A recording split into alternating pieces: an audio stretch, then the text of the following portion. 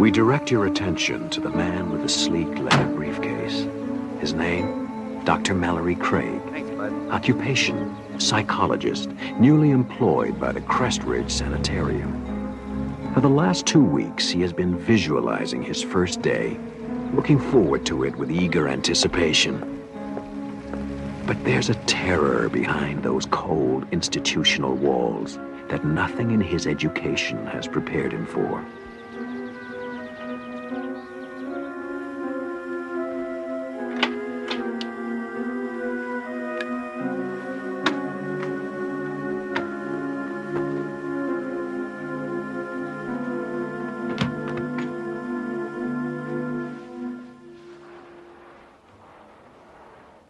Dr. Craig? Yes. Rebecca Robb. Everyone calls me Becky. I'm the catch-all head nurse, good cop, bad cop, advisor on policy, and tracker down of missing paychecks. Glad to have you aboard. Thank you. Glad to be here. This place has got a fine reputation. I only hope I can live up to it. I'll get you the files on your clients. You'll be taking over Dr. Parnett's group, about 6 or 7 people. I think you'll find them all quite fascinating. Thank you, Becky.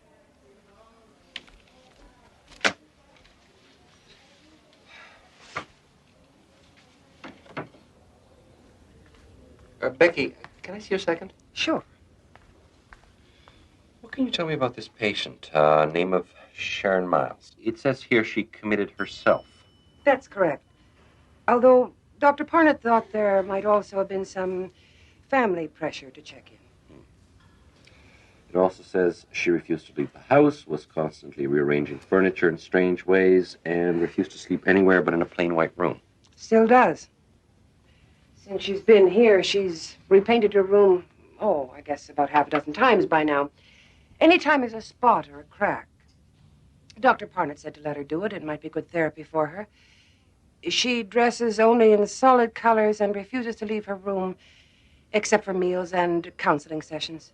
And then only with difficulty. I've never heard of anything like this before. What's her attitude? Frightened. Doctor, in my 10 years as a nurse, I've never seen anyone so completely, utterly terrified. Of what? I don't know. Even Dr. Parnett couldn't find out that one. Good night, Doctor.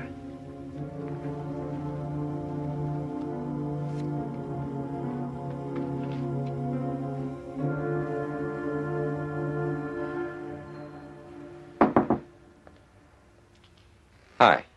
I know it's a little bit after office hours, but I thought I'd pop by and say hello, if you don't mind.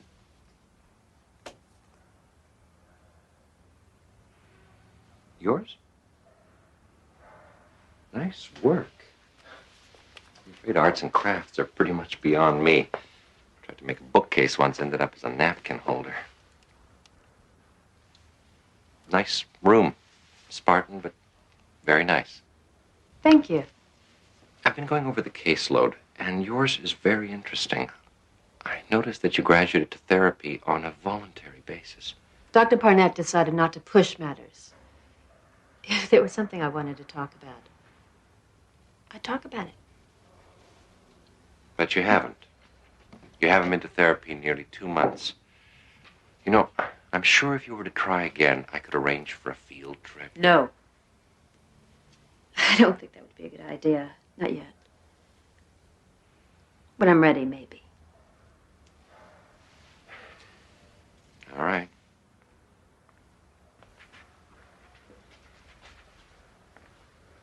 But if you should ever feel like talking, I think you know where to find me. Good evening.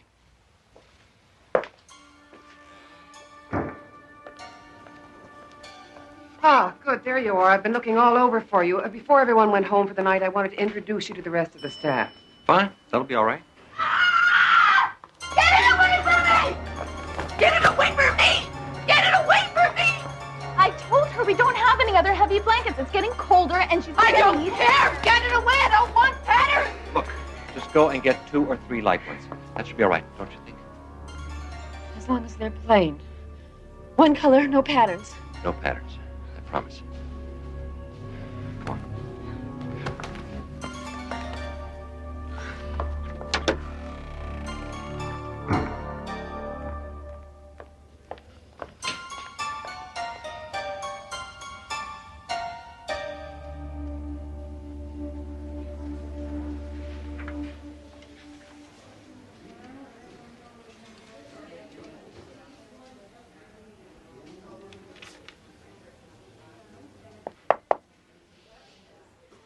guess I didn't make a very good impression last night.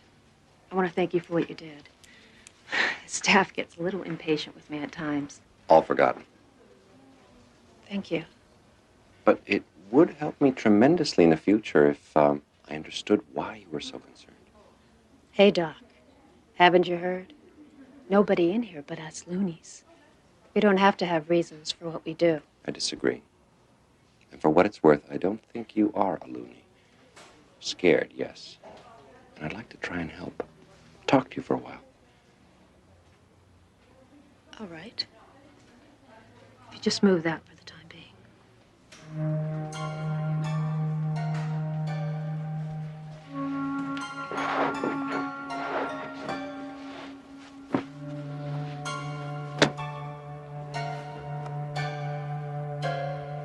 After I finished college, I met Jeff. And we got married about a year later. And we had a boy, Bobby. He's 7 years old now. And I don't hate my mother or my father, and I never wanted to sleep with my brother. And I wasn't frightened by a checkered sheet when I was a little girl. But you were frightened last night. I saw you. You were terrified by that blanket. No, not the blanket. The patterns. Why?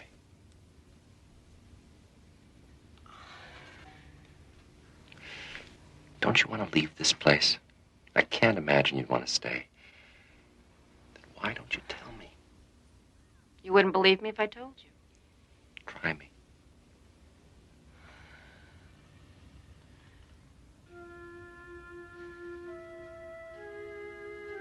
You ever look closely at patterns, Doctor? I mean the kind of patterns you find in wallpaper. Cracks in the ceiling. Linoleum floors. I suppose so, yes. You ever see faces in those patterns? The way that the cracks and colors come together so that if you look at it, just so, you could swear you see a face. Of course. We had a linoleum floor when I was a kid. I used to spend hours looking at the patterns, trying to make faces out of them. You see, that's the way the brain works. It tries to find order in chaos. Given the chance, the mind plays a game of connect the dots with whatever it happens to be looking at the time. Yes, but did you ever wonder why you see faces? Not animals or plants or buildings. But faces. No, actually, until you mentioned it, it hadn't occurred to me. It didn't occur to me either. At least not at first. It was Sunday, and I was looking up at the wallpaper. It was covered in abstract patterns, you know the kind.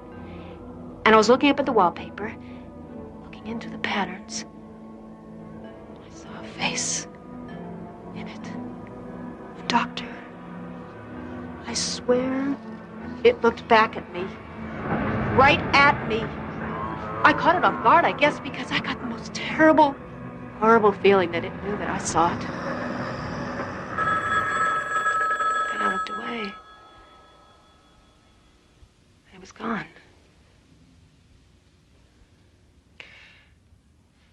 Perhaps you only thought the face was looking at you. No. No!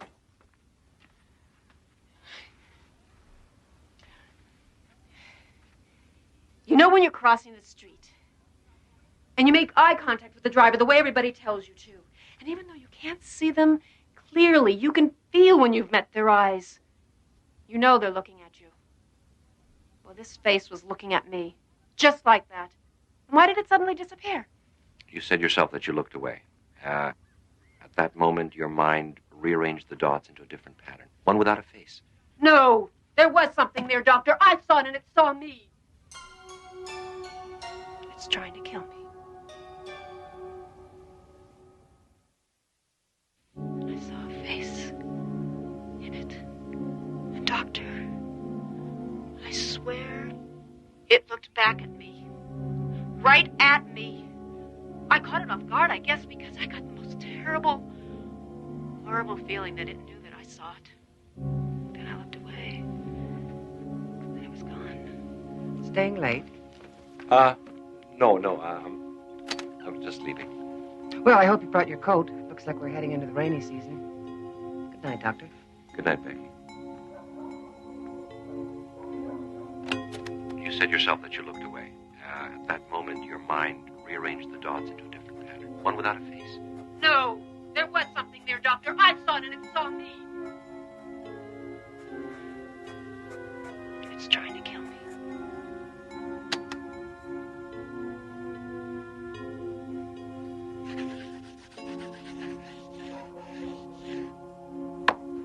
After I saw the first face, I started seeing more of them.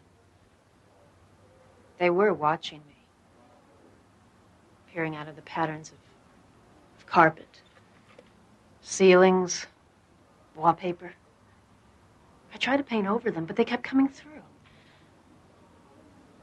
Faces in the pile of leaves next door. Faces in tree trunks, brick walls.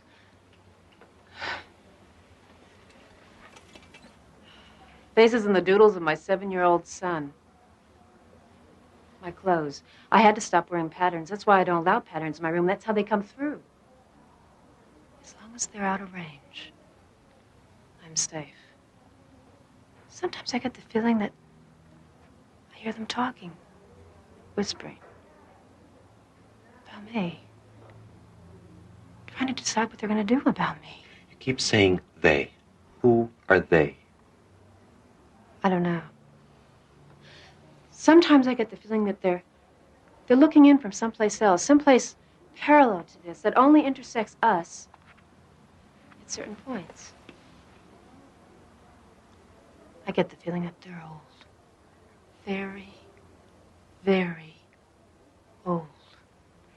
What do you think they would do to you, finally, if they got you alone? I don't know. I try not to think about it. And I'm not going to give them the chance to find out. Did this have something to do with your decision to commit yourself? I'm awfully tired, Doctor. Can we pick this up? Will you tell me tomorrow what happened?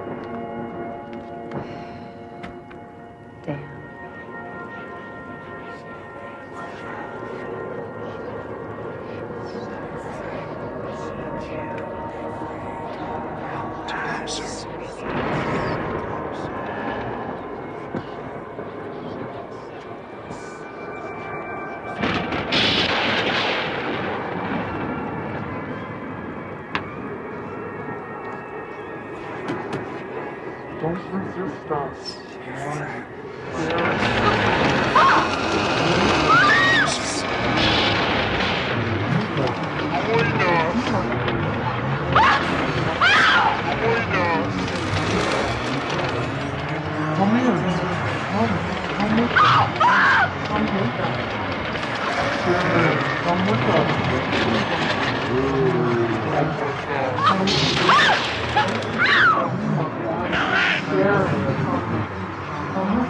Don't resist.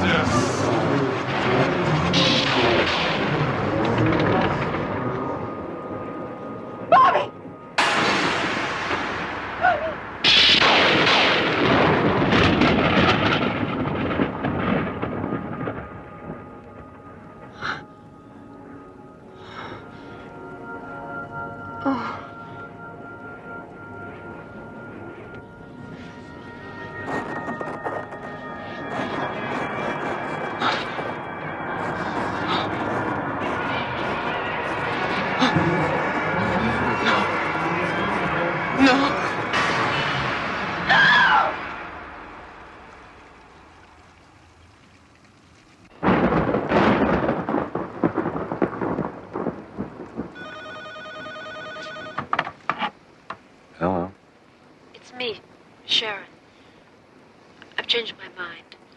I can't live like this anymore. Someone has to know in case something happens to me. Tomorrow I'll tell you everything. Glad to hear that, Sharon. And, Doctor, I lied to you. I think I know what they are and what they're trying to do to me. I can't trust them not to. Doctor, please, if anything happens to me, promise me you'll protect them. Jeff and my son, promise me? Well, I promise.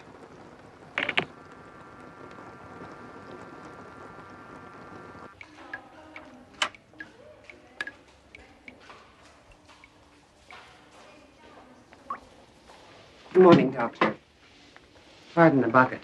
We had the roof fixed last winter, but it still leaks a lot. The buckets all over the place. A storm that big always agitates the patients, and last night was a doozy. Around midnight, we had everyone quieted down, except for your favorite patient.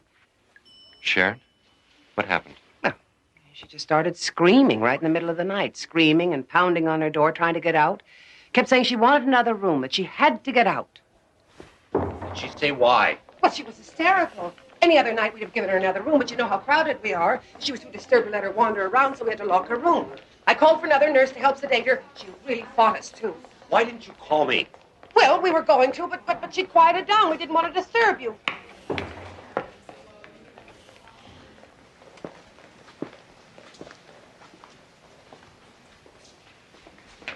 Good morning, Doctor. I hear you gave our nurses quite a night. Well, I was being silly, and I realize that now. Storms frighten me. Actually, thanks to you, I realize I've been silly about a lot of things. Such as? Such as being here, committing myself, abandoning my son and husband just because of some perfectly irrational fears. It's wrong. And I can see that now. I guess all I really needed was someone to talk to. I fear you give me way too much credit. It's a very pretty outfit. Very intricate patterns, I thought. Just one more sign that all is well. I called the front office and had it brought to my room. With some luck, I signed the release forms and I'll be leaving here this afternoon. So soon? I thought we could at least finish our... We did. And again. Thank you.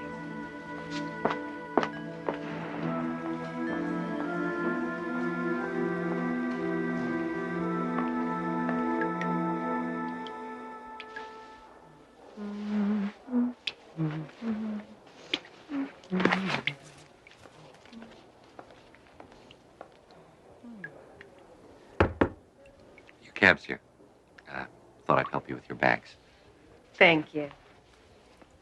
Besides, I couldn't just let you go without saying goodbye, could I? No, I suppose not. All the help is quite appreciated. Please. Did you hear something?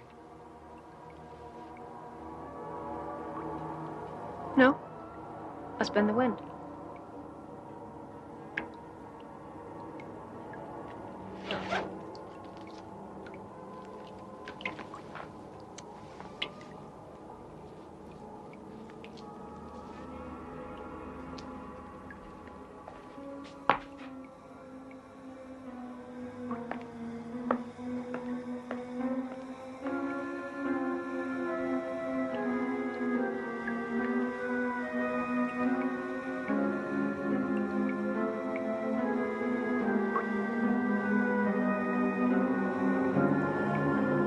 That's not me. That's what it is.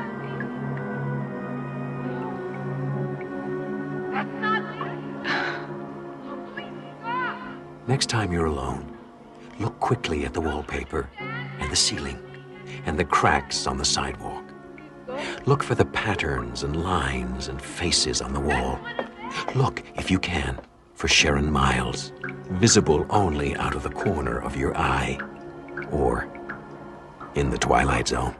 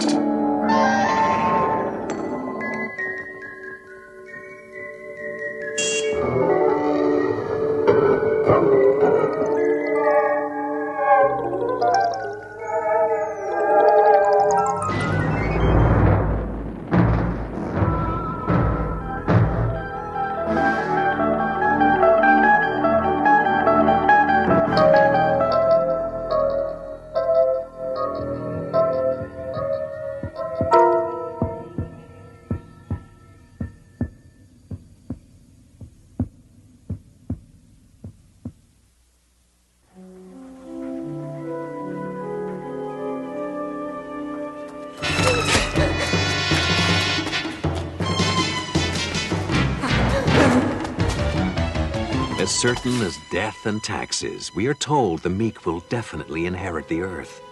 Perhaps, but not always.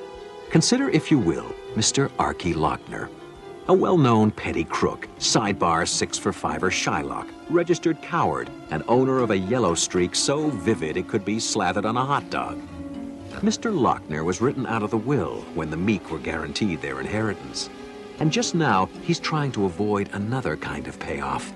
A soulful payoff in that off-track betting parlor we call the Twilight Zone.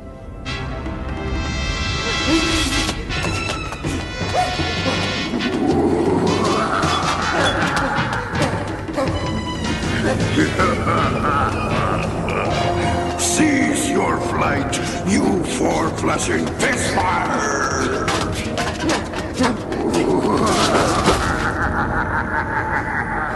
This is the second most ill-advised action you have ever taken, Archie Lochner, you miserable garment of human meat.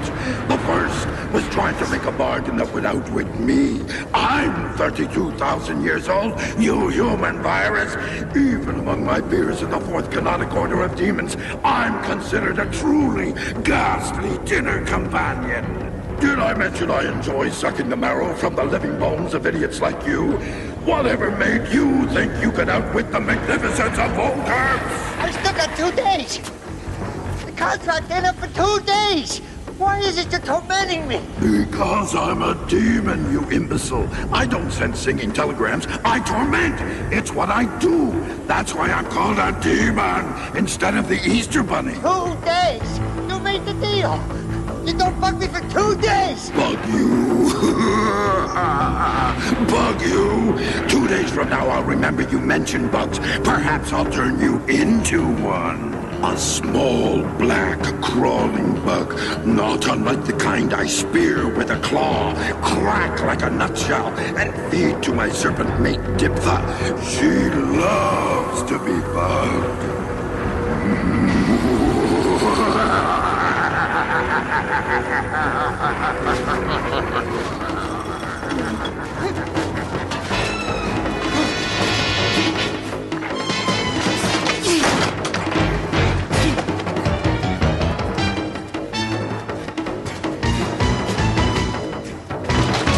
You gotta help me. You gotta save me. My life is in your hands. It's gonna turn me into a bug, a thing that crawls, and then it's gonna eat me. No.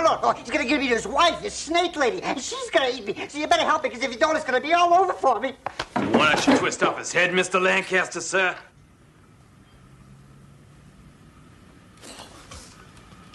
I perceive that you must be seriously deranged to burst in here unannounced, Archie, with half my boys looking for you.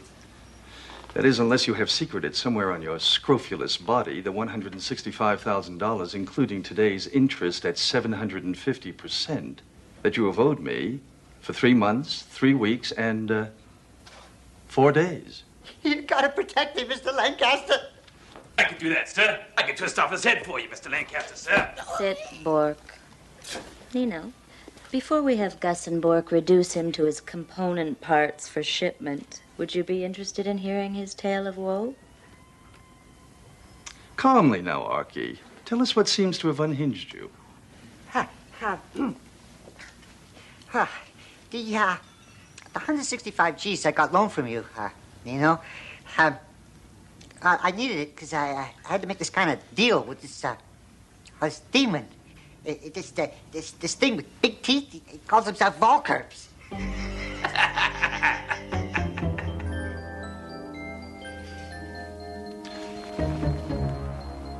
A supernatural being. Yeah, you got it. A creature of Stygian darkness, a denizen of the nether reaches, a monster from some nameless plane of witchcraft and horror. Yeah, you got it. Bork, twist his head off. No, I ain't making it up, Mr. Lancaster. Honest, I ain't making this up. That thing's after me. He's right off there in the alley. Go on.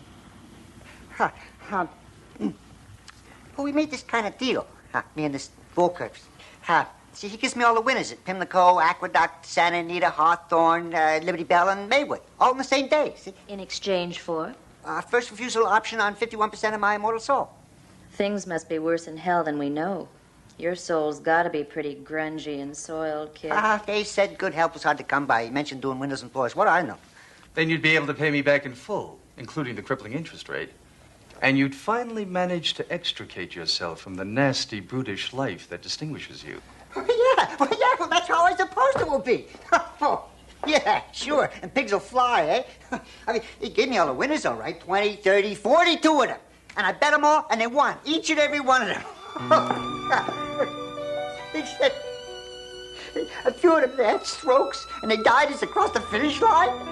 And a bunch of them got disqualified because it was full of dope. And 11 of them got scratched for bumping in the stretch. And on and on and on like that.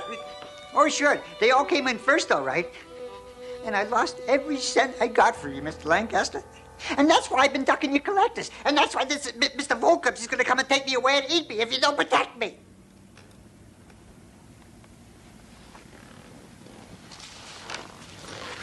Why should I bother, even allowing that this fantasy has a basis in fact?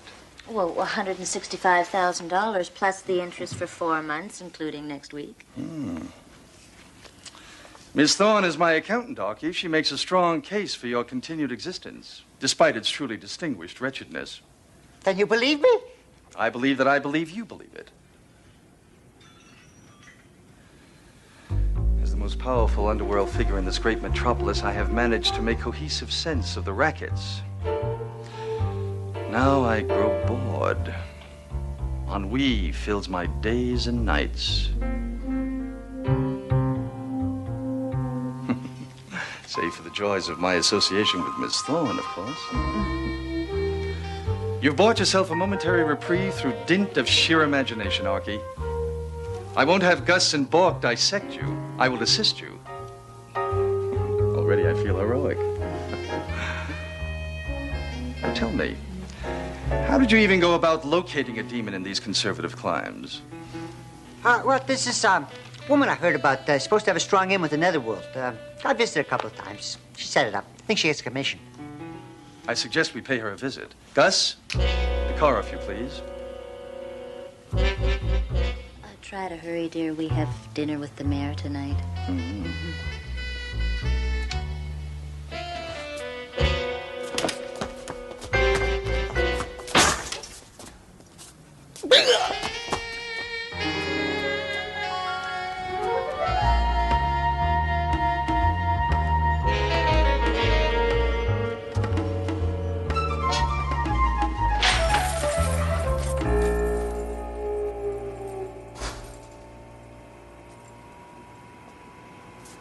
You are the impressive Cassandra Fishbein, trafficker in the black arts? I'm a beautician, beauty technician, and cosmetologist. I got a license. Miss Fishbein, my name is Nino Lancaster. I'm a business associate of Mr. Lochner here. He advises me you served as a go-between, amanuensis, amicus curiae, for him and a, personage named Volkrups. I'm calling a cop. Probably not. Very likely in my employ in any case. I ask your assistance voluntarily. Or perhaps I could ask my employee, Mr. Chaucer, to persuade you. Hey, who the hell are you? Look, I'm just a poor businesswoman trying to make an honest buck in a world of kids hot for purple hair and shaved heads. Ah, yes, business. Have you ever considered the range of unexpected tragedies that could befall an unwary coiffeuse, whose insurance premiums, no matter how exorbitant, would not cover the mysterious mixing of DDT with her shampoos? All the inconvenience resulting from perhaps, all of a sudden, the truckers who schlep said wares from the distributors decide they've lost the bills of lading, and said goods wind up in Beirut?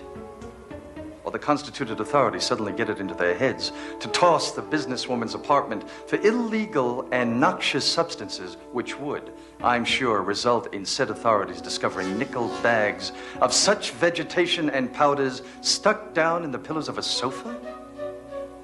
Pardon my complex syntax, but I imagine you get my drift.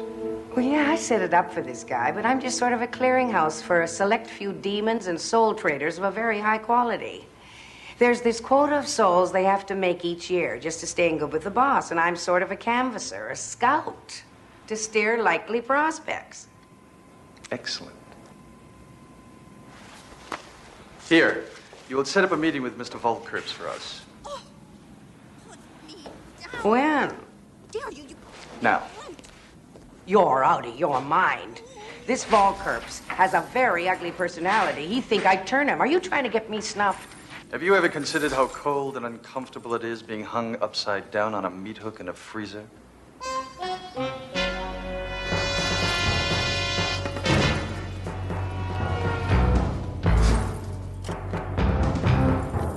By all the Majas of Solomon's court, by the three-eyed moon of Astaroth, I call thee, Volkerps, to come forth. Cassandra, I smell betrayal. No, honestly, they made me call you. Get him. Do it, almighty Volkerps. Waste him. First things first, Cassandra. The little rat human, he has 2 days. But you...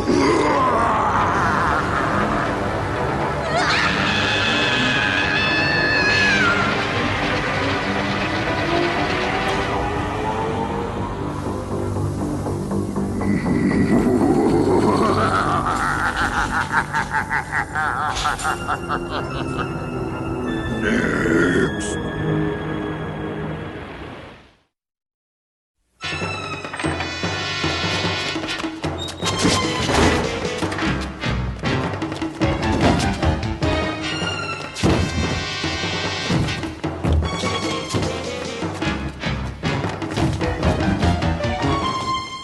Don't understand there? Pile! Pile! What happened? Where's Nino? I don't know. He's dead. He's got to be dead. Volkerps came. Big. He was big and right there. He came straight from hell. He still stunk a rotten egg. You left him? You ran? He ran like hell.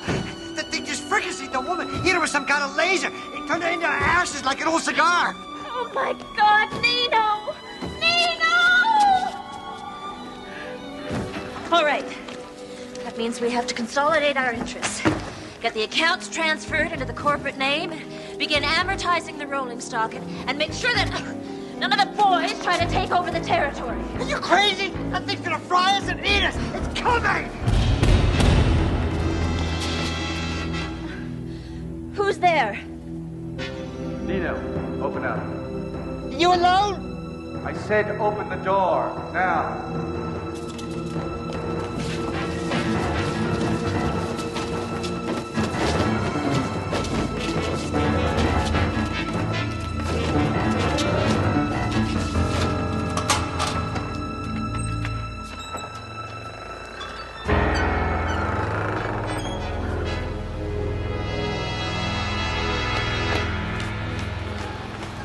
Nino, honey, what happened? Can you walk? Obviously. Well, is your body burned? Get away!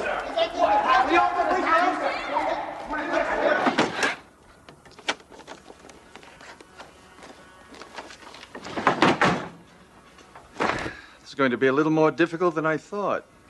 I'm doomed. If you can't take him, what chance have I got? I didn't say it was impossible. I said it was going to be a little more difficult than at first I thought. How'd she get away? I dazzled him with fancy footwork. Okay, let's get to it. Gus, Bork, go see Nuncio at the docks. Have him talk to our people at the ship fitting operation. Get me 100 gallons of lead paint. What color, boss? Doesn't matter. Well, it comes in battleship gray, you know, which is like your standard color. Maybe we can get him to mix up a special batch in some nice pastel. Quiet! I don't care what color. Get gray, get anything, but get me 100 gallons with the highest lead content they can find. Then spray the inside of this office. Ceiling, floor, walls, windows, every inch of it, every corner. Then do it all over again. And when you're done, do it 10 times more. While they're getting the paint, you keep an eye on Archie. I've got a long trip ahead of me. Hey, wait a minute. You can't just go and leave me here. Where you going? Where's he going? Some things you don't want to know.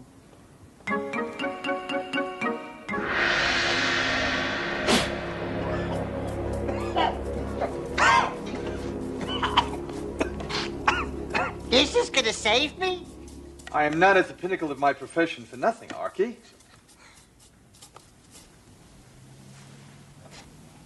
We have to wait till midnight. He'll come at midnight. Anybody who wants to go, do it now. Not you, Archie.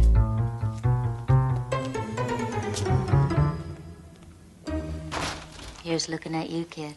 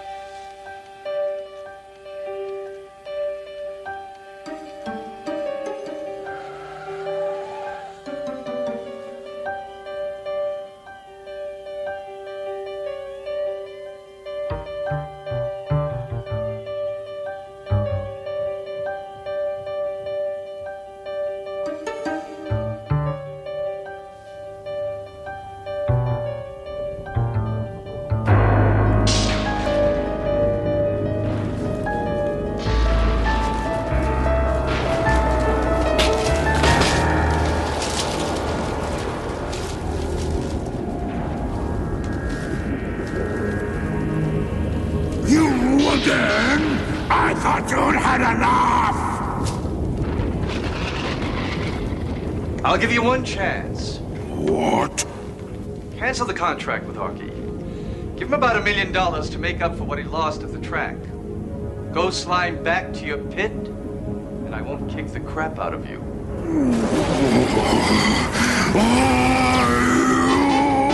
Hazel, the door! Archie, the patch!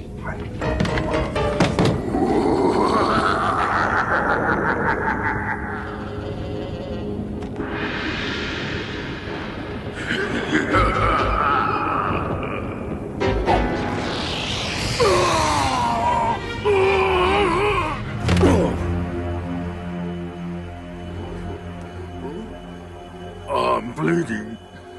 I'm actually losing pus, ichor, and lovely slime.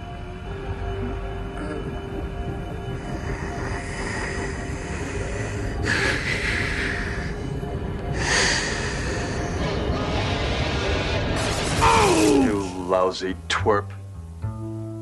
Enough is enough.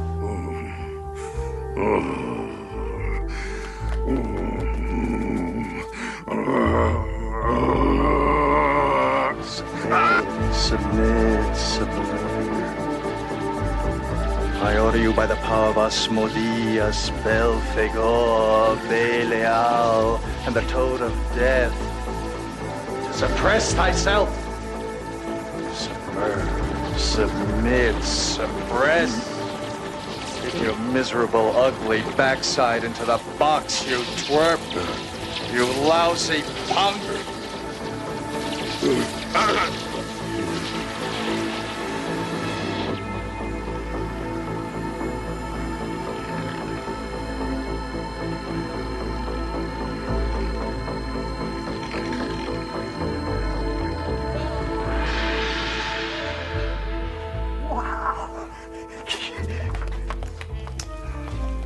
I've had some small experience in these matters.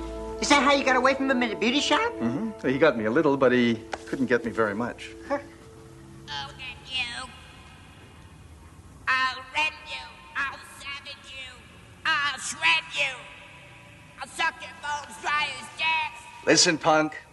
You think you're the first slug from hell, all puffed up with hot air, who ever tried to muscle in on my operation? If you're wondering how I beat you, look around in there. You're small potatoes. Papa? Papa, what are you doing in here? You idiot. Oh, I know I shouldn't have left the family business in your inept claws. You're a fool. Like father, like son. You saved me. You saved me. Yeah, I saved you. Now all you gotta do is make a deal with me. Business, Archie, is strictly business.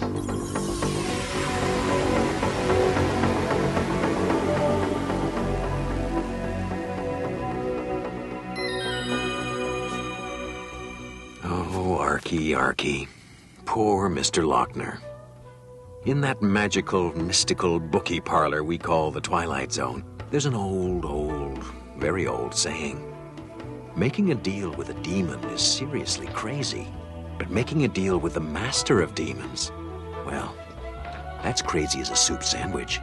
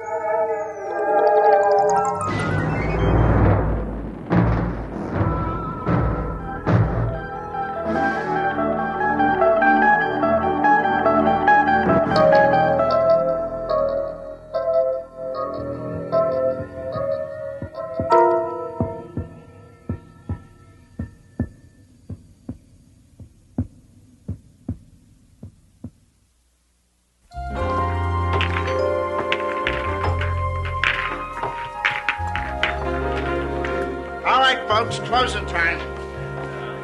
Oh, look at this shot. You'll never think this in a million years. Guy thinks he's the next Fats Brown. Come on, let's get out of here. Hey, Joe, how come he gets to stay? Because he asks nice. Now get going. I'm off to Mulvaney's. Anybody for a beer?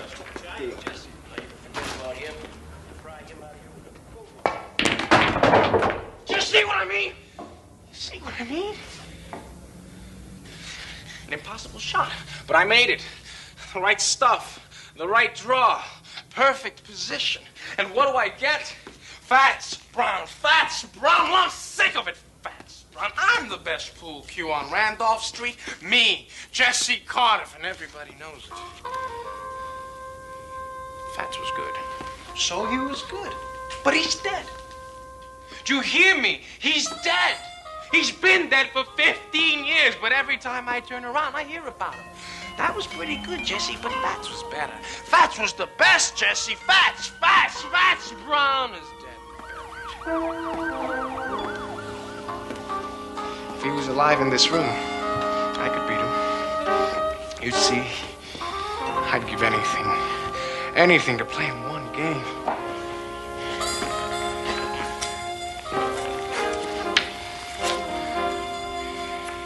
I'd show you who's best. One game. One lousy game. At your service. Jesse Cardiff, pool shark, the best on Randolph Street, who will soon learn that trying to be the best at anything carries its own special risk, in or out of the Twilight Zone.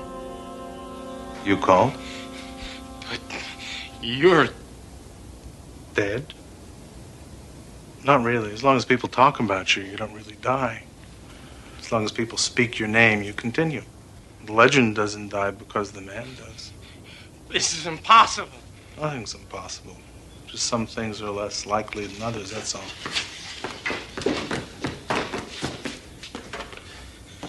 This isn't a rib. You're him. You're James Howard Brown. See, my friends call me Fats. Now, I know it's a shock, but you called me. I didn't call you. I didn't mean that it... It's just a lot of talk. I was only... You like to play with fire, but you don't like to cook. Is that it? You know that you're not as good as you claim to be. You know deep down inside that you're second rate. Hey, hold on. Strictly second rate. What, are you afraid? Look, I come a long way. I don't like to be fooled with. I meet guys like you all the time. A little knack, a little skill, a little style. But when the heat's on, you choke. Excuse me. You've never seen me play. How you know I can't beat you? It is possible, isn't it? Oh, yeah, it's possible. But you ain't gonna do it with your mouth. All right, fat boy, dead or alive. I'll tell you something. You may be some tin god, but I think you're just a big balloon waiting for somebody to put a needle in you. Well, I'm that somebody. This is a needle. So you play me then. Rack 'em.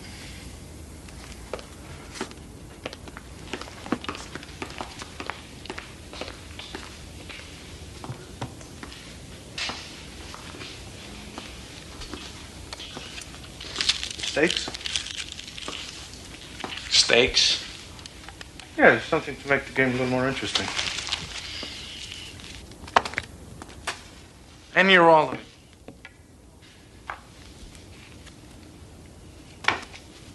Hey. Use your brains, kid. What good is that to me? And what? Something to make my long journey worthwhile. Name it.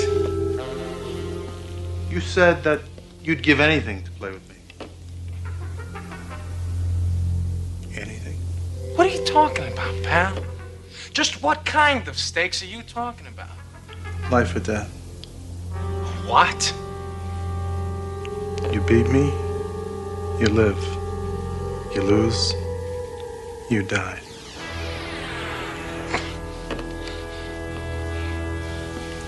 It's interesting. It's interesting to see how much faith you have in yourself. You don't want to be the best bad enough, kid. When I was your age, I'd have jumped at the chance. But then again, I wasn't second rate. Hey, hold on. You say I don't want to be the best bad enough? You're wrong. Do you know how many nights I slept on this table? Yeah, I did that. I made a deal with the owner. That way I could practice after the place closed. I haven't seen a movie in years. I haven't read a book. I haven't dated a girl because it would take too much time from this table. That's a lot of talk. You'll never know till you risk everything. Stop pushing! Wait! Don't go. Then you accept the terms. Life or death. Rack the balls.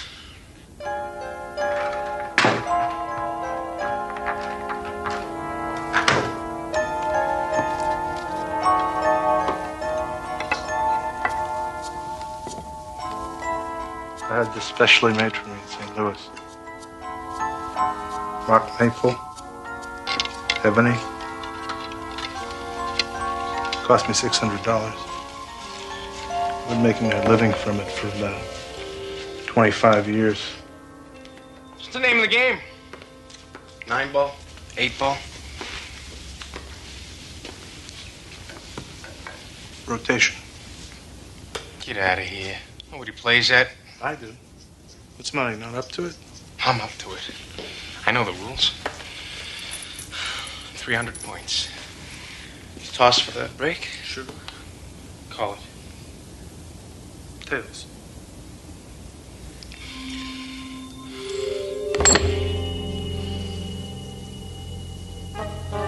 Change your mind? You can, you know. Heads. My break.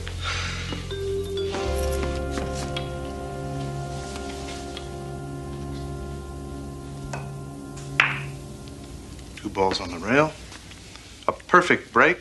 No advantage given. Now it's your turn to scatter the balls.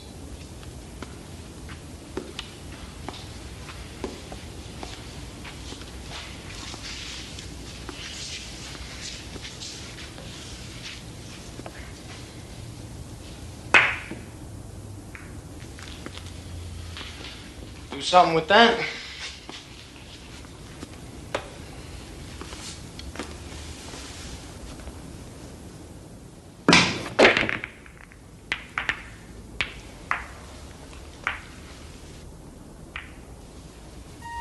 Looks like you're sewed up. It'll cost you if you don't connect with the one ball.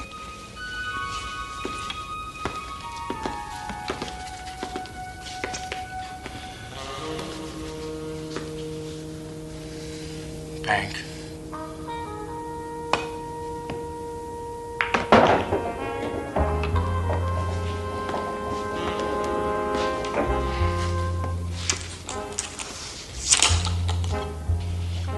Two rails, two ball corner pocket.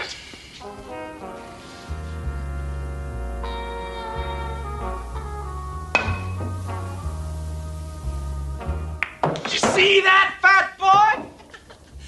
Funny. No man can rise to the occasion when his life is at stake. 2 ball, 2 points. Not bad. It was great! You're like all the others. You keep trying to bring me down. When I was a kid, there were plenty of guys like you. Guys that were good at things. Like music, basketball, arithmetic. They'd do everything they could to make me feel this high. But you fooled them, didn't you? Right. I knew that somewhere there was something I could be good at. I had the eye for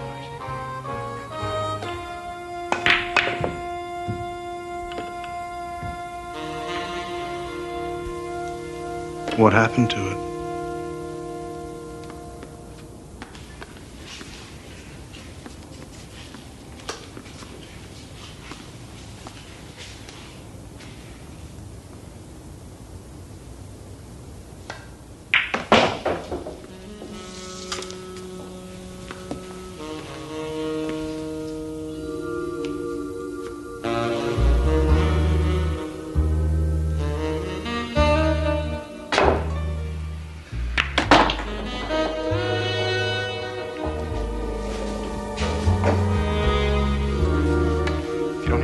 Ball, you scratch, and that'll cost you points.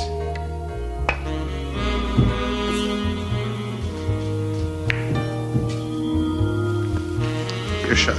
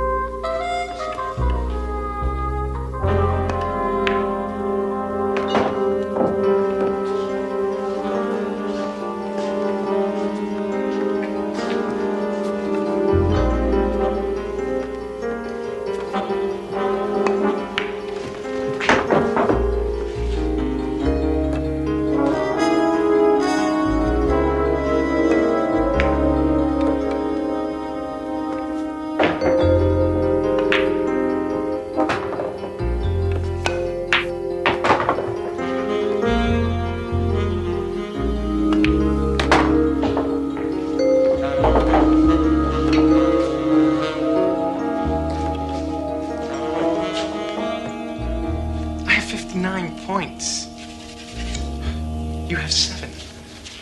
Game's young yet, my friend. Very young. Shoot.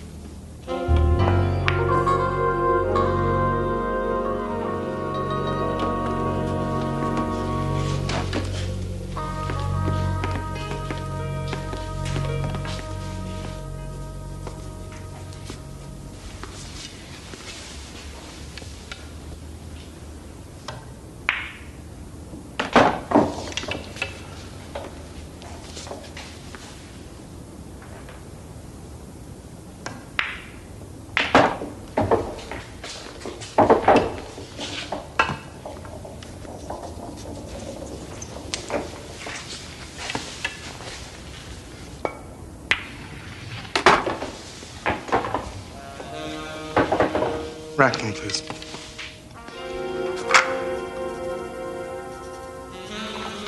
$15 ball in that pocket, and a perfect break at the same time.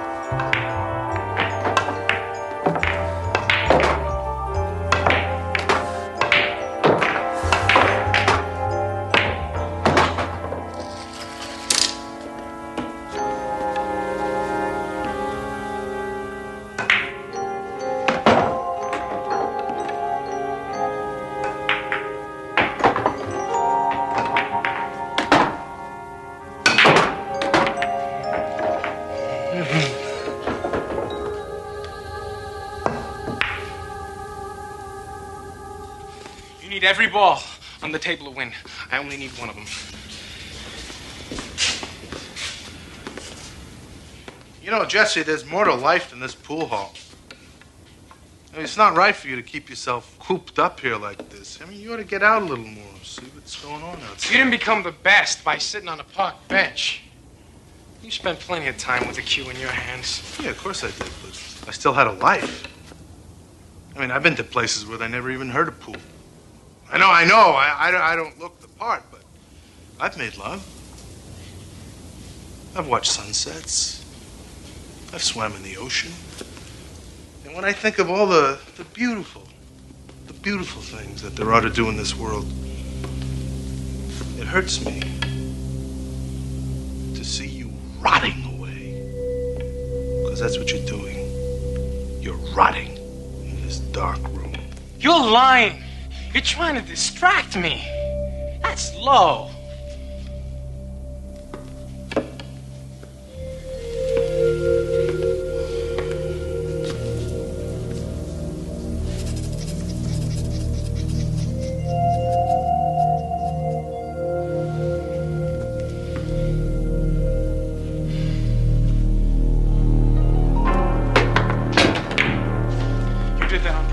You made me miss! A little gamesmanship, a little pressure, and you come apart. That's kid stuff. To break your concentration, you go wild.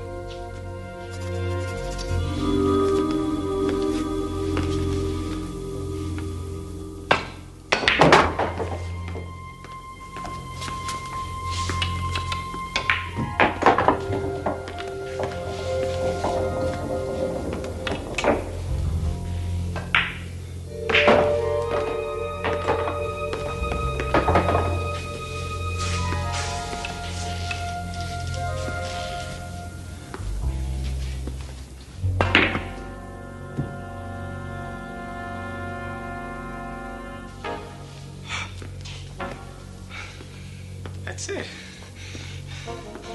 The game ball. All my life, I've waited for this moment. Sink it, and I beat you. I become the greatest. If you sink it. You're sweating. Why are you nervous? For reasons you probably wouldn't understand. Oh, I understand. It means a lot, doesn't it? Even to a dead man. To have your name up there as the unbeatable champion of all time. Well, it carries a certain satisfaction, yes. I'll give you a shot at my crown, Jesse. But only if you're willing to stake your life on the game. Couldn't be just a friendly game, could it? Well, I take him as I get him. It's not just a friendly game to you. It's a life or death thing. So I acted accordingly. You see, the champions and the legends serve a purpose. They're an incentive. They're a challenge. I don't need no challenge. Everybody needs a challenge. The great musicians, they're better. They're better because of Bach. They're better because of Beethoven, Mozart. See, I'm just a pool player. But I'm the best. You were the best.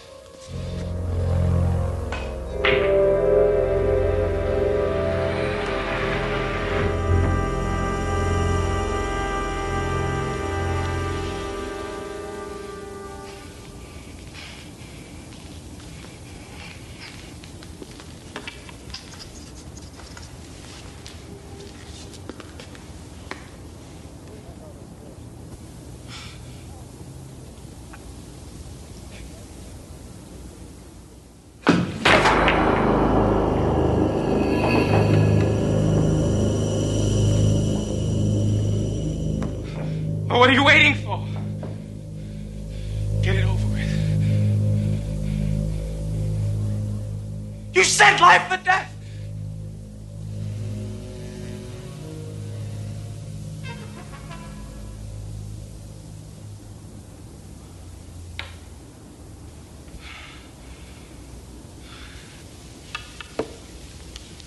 No, you really didn't expect me to kill you, did you? You said if I'd won, I'd live. If I'd lost, I'd die. And you will. As all second-raters die. You'll be buried and forgotten without me touching you. See, if you'd have beaten me, if you'd have beaten me, you would have lived forever. You tricked me. No. No, you just have to be tested under pressure, that's all. Any man can be a marksman if the target doesn't shoot back.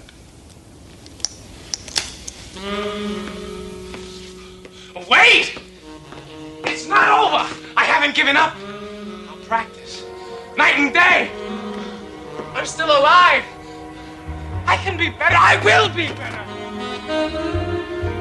From me again, Fat Sprout.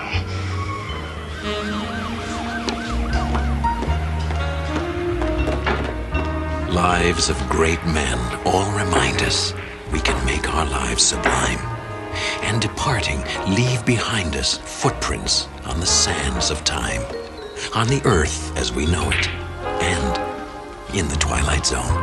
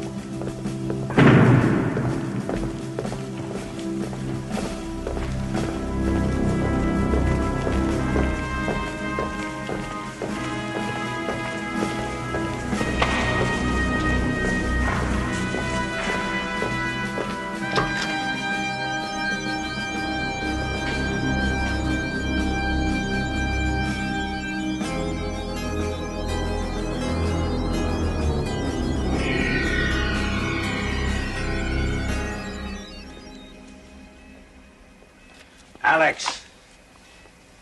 General? Ranks later, all right?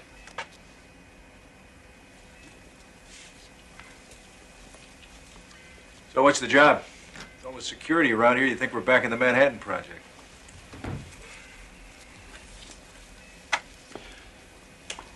2 months ago, this was a research lab. Government contract, particle physics, that sort of thing. Nothing unusual. Then something happened. The research team was running a new experiment on wormholes, theoretical subspace corridors like black holes, go anywhere in the galaxy in a second. Things got out of hand. When they cleared away the rubble, they found what's on the other side of that wall. Here. Better put these on. They'll help a little, but try not to stare directly into it.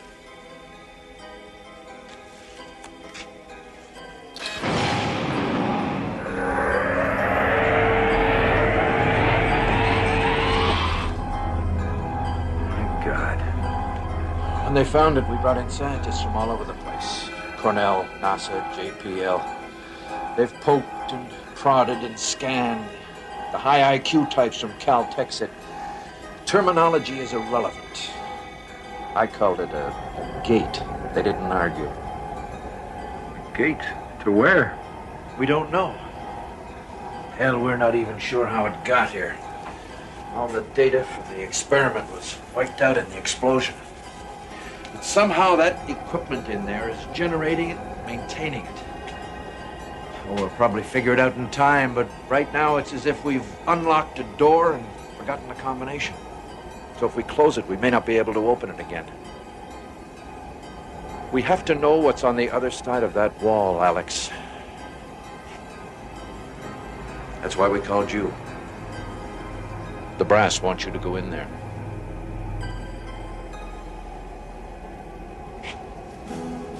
Alexander McAndrews, former test pilot, with a paper trail of commendations and a closet full of broken records. A man for whom the unknown is to be faced, not feared, conquered, not surrendered to.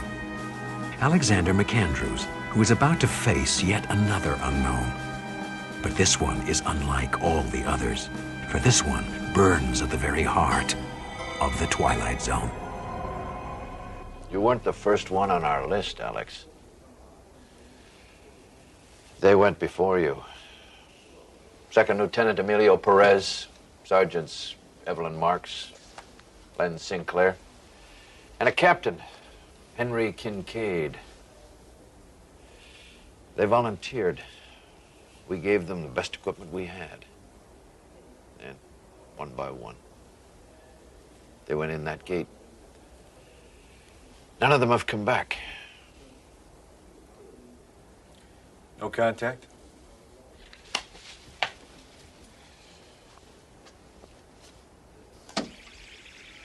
I'm through. It became gone. There's something here.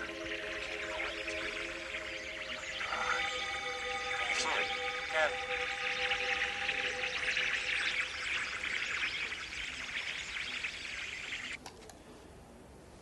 Maximum contact time, 10 seconds. It's static. 4 people, Alex. 4 good people. The State Department wants to close us down. Just pull the plug. Try to forget it ever happened. Pentagon wants to push ahead on grounds of national security. But as far as I'm concerned, those people are still alive, and if there's any chance to rescue them. Understood. I didn't want you for this, Alex. You've paid your dues and then some. Don't know if you've heard, but I got the word last week. Seems like I'm getting a little bit too old to be a rocket jockey. Putting me behind a desk. I can't live with that, Greg. So, given the choice, it'd be a great way to go out, wouldn't it? You'll come back. If anyone can make it, you will. You're a good soldier, Alex. That's what Sarah said the day she left me. Good soldier. Always ready to follow orders, do his duty. Last chance. You don't have to do it. Look around, General. What else do I have? So where do I suit up? Systems check beginning by mark. No interference. Reading 5 by 5. Recorders up and running. All right. Main binary reprocessors. Field stable. Is there anyone you want me to? I'll see you soon.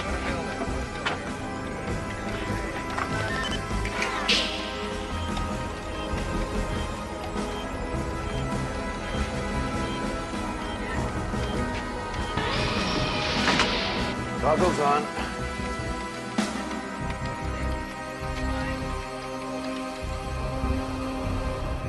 Okay, ray shield.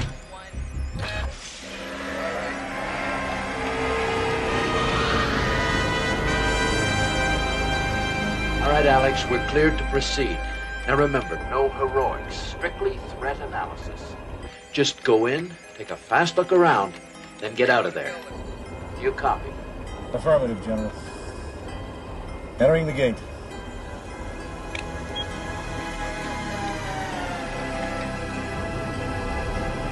God go with you, Alex.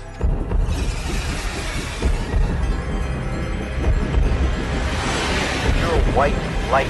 Have a sensor. Very, very fast.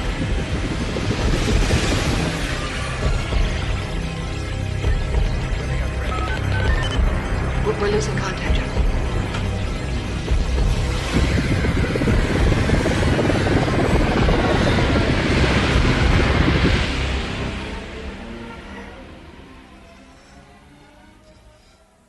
ComCon, this is McAndrews. Do you read? ComCon? I repeat, this is McAndrews. Do you copy, ComCon?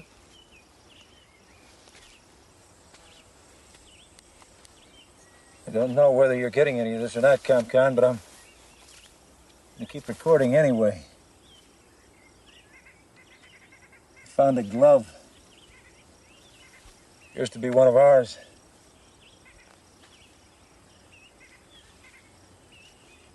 Atmosphere and environment seems similar to ours.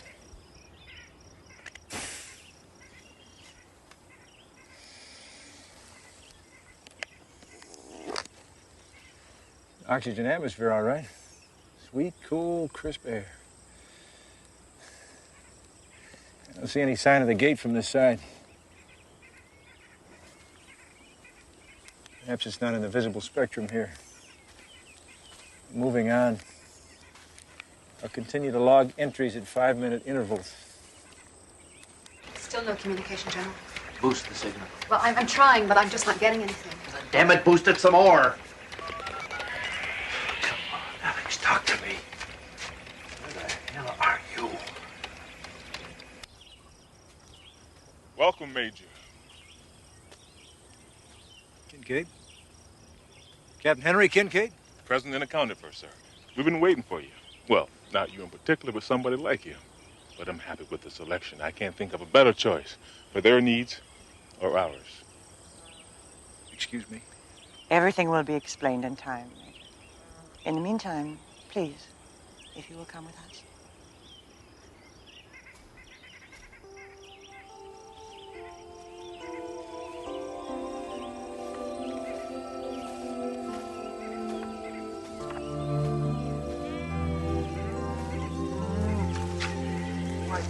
What is this place? Call it heaven.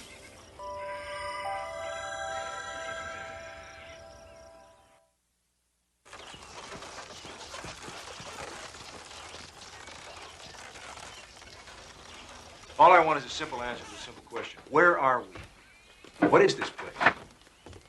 Lieutenant Paris, sir. I'm the navigational specialist. I've been here about a week, and the stars... Well, Major, the stars are all wrong. I don't know where we are, but it's not Earth. And frankly, I don't think we're even in the same neighborhood anymore. Why haven't you tried to get back? We can't go back. We've surveyed the area. And as far as we can tell, the gate doesn't exist on this side. It only works one way, from there to here. And you just welcome everybody?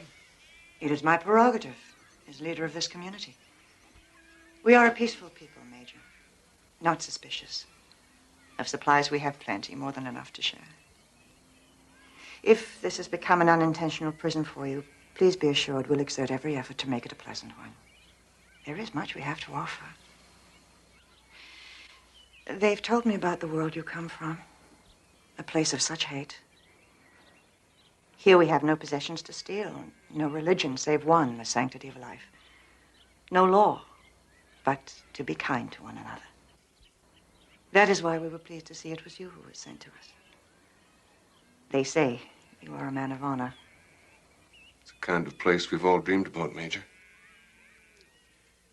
I think I'll reserve judgment till I've checked things out for myself.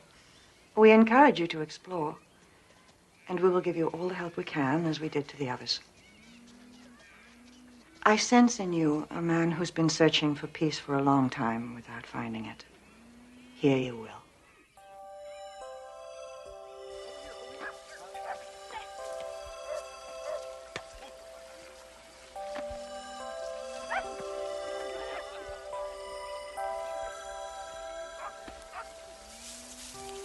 You do not play, Major? Too old, I guess. That will change.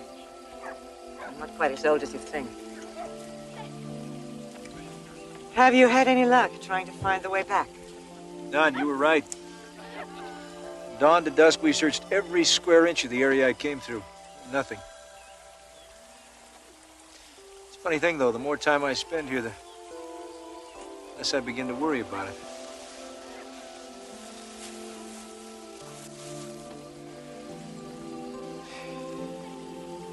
See, I've been a soldier all my life. My father was, his father before him. They said you have to fight for what you believe. They never told me what to believe. They told me I have to follow orders. They never told me why. Stay busy enough, though, and you don't worry about it. You have a family? Not really. My wife left me about a year ago. Said she didn't believe in bigamy. Couldn't compete with honor, duty, orders.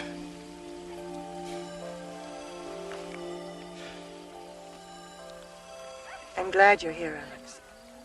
I'm very glad.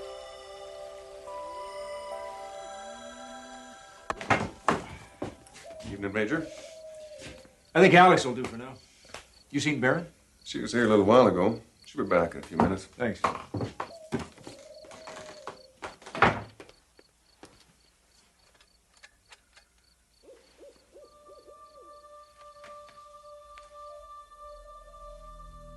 It is now 3 days, 12 hours since Alexander McAndrews went through the gate.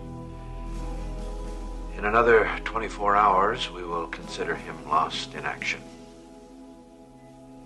I've recommended we shut down operations and send no more people through the gate without more detailed analysis. The brass disagree. We lose more in training operations, they told me. They've already picked their next volunteer. He comes highly recommended. I don't know him. Thank God for small favors.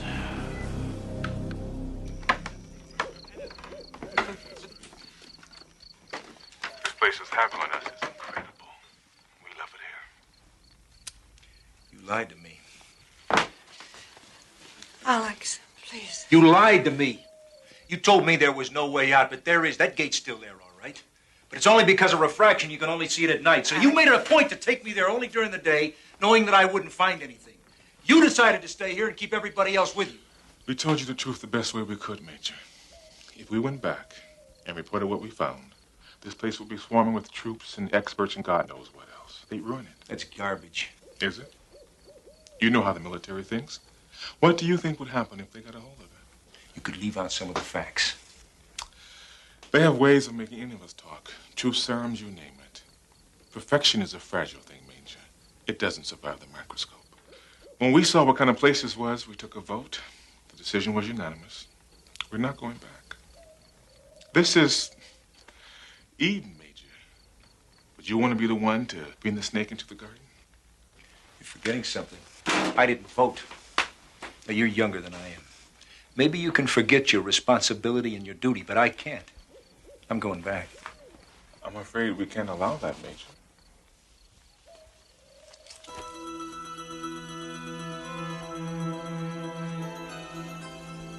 See how easy it is? The first solution of the angry man. How many other guns you want to turn loose here? I don't want to hurt you, Kincaid. But I'm ordering you to get out of the way. Then you'll have to kill me, Alex.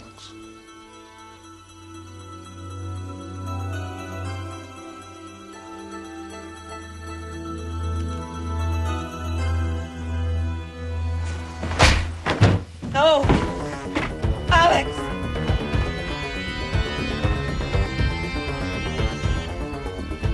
Alex! Please wait, don't go! I'm sorry, but I have to. Why? You said yourself there was nothing back there for you! Because I'm a good soldier. That's all I've ever been. Maybe that's all I'll ever be. You take that away and what's left? You're said yourself, I'm a man of honor. So please, lead me with that. That's all I have.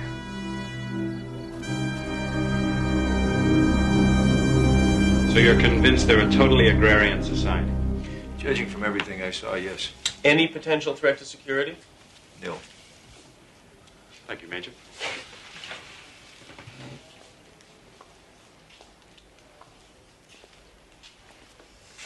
I think we're in a perfect position. The press isn't aware of the situation. It's a whole new frontier. Good job, Alex. Stink. Technology advisors. You did what you had to. You followed orders. Yeah. Keep the guns in our hands. Yeah, I did that, didn't I I? kind of like the symmetry of that. Well, I still think it's worth considering. I think you're overlooking the strategic value of this situation. The first strike potential is enormous. There's nowhere we couldn't hit with troops or tactical nukes in a hot second. Hell, we could even store the stuff up there, and no one could take it out with the first strike. Tell me something, Greg. Would you have let the snake into the Garden of Eden? Fortunately for me, that wasn't a decision I had to make. Why we have to go in now, so that we can call the shots. I mean, the Pentagon is dying for an opportunity like this, and we must prevent any kind of leaks whatsoever, or the whole thing's shot. What if we can open up more gates between their world and our Earth? We can use it as a transfer point for troops and material. Clandestine and preemptive actions could be achieved without detection. Alex! Alex, stop! What the hell are you doing? What are you doing? Hey, don't the brass thing. Perfection is a fragile thing. Tell him I did my job. And tell him I retired. Stop! Close that gate! What's going on?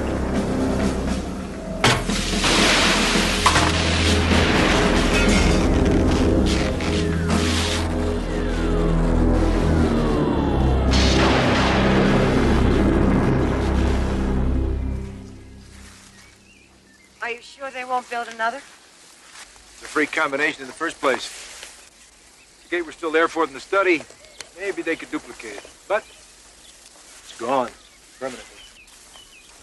So what do you do now? For the moment, absolutely nothing. Major Alexander McAndrews, retired, who learned that there is a better world and that sometimes heaven is a place better left untouched by human hands. There may be one more commendation yet to come for the Major, one that says, for services rendered in the Twilight Zone.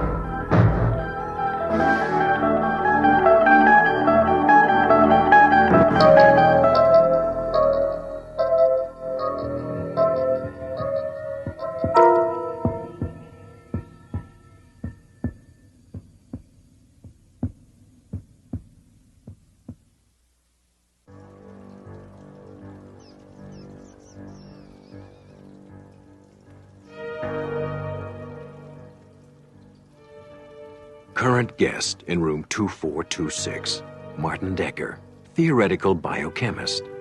Checked in for observation a week ago. It seems he was displaying antisocial behavior, wrong thinking, and other intellectual crimes against the state.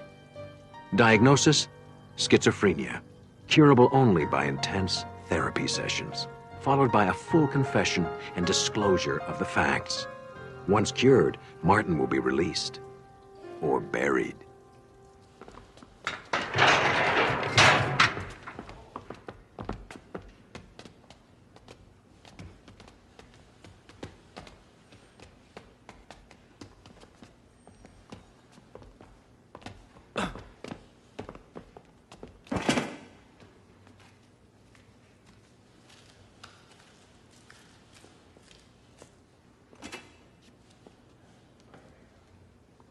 I have a feeling we'll be seeing a breakthrough in this therapy soon. How are you feeling? It's none of your damn business. Yeah, let's have a look. He is not fit to be released as yet. He needs another treatment. Or two.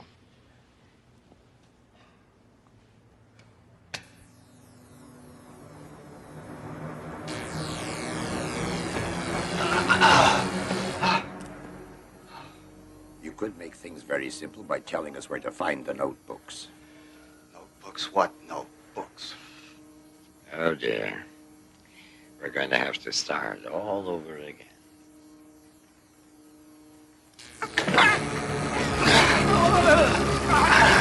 The notebooks!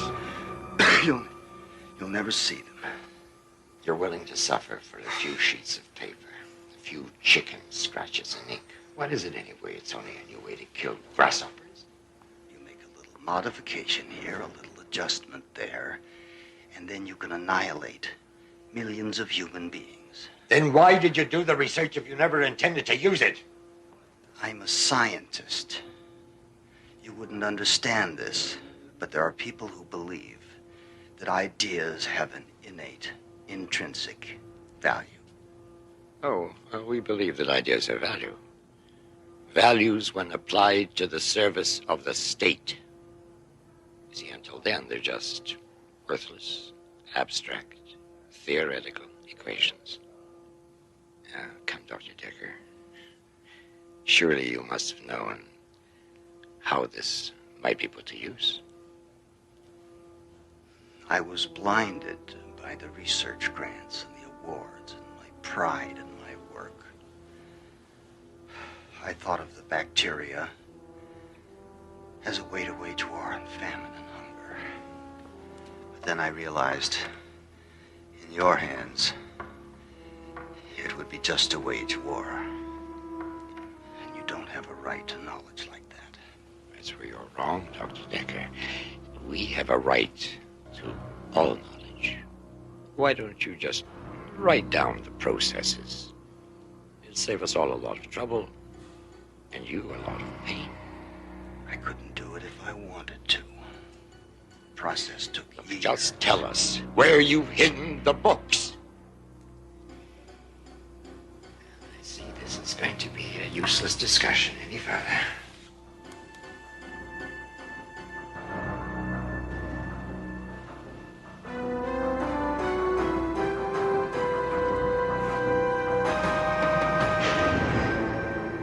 It's totally wrong. Oh, come on, Martin. You know, your pragmatism blinds you. There are many things which are important yet cannot be measured in any scientific way. Amory, it was you that taught me to be pragmatic and to insist on empirical data. As a scientist, yes, but as a human being, it is also your job to dream, to believe, to be committed to great truths besides the physical laws. What truths? That knowledge is power, that there is inherent value in the human life, and that great thoughts do not come from a mind in shackles. Oh, what about Gandhi? He did his best thinking in prison. Only his body was imprisoned. His mind was free. Here's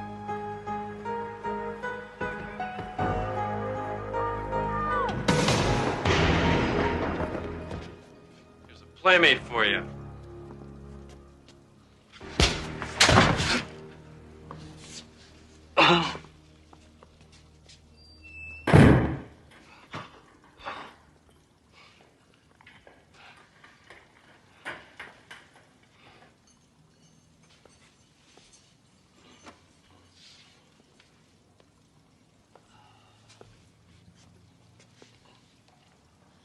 They're gone now. Thanks. It looks like you're gonna live.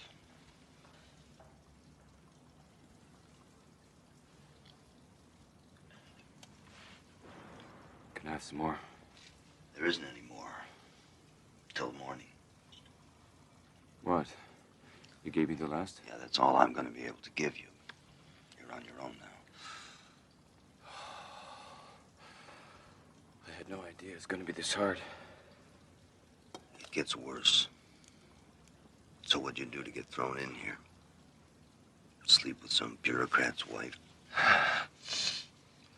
Wish I would have thought of that. That would have been the easy way. But I like the image of the outsider fighting against impossible odds. Kind of like you. What do you know about me? A lot. In a sense, we're brothers. You're not my brother. You don't know anything about me.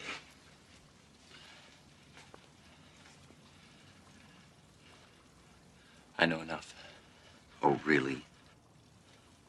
I know about the notebooks.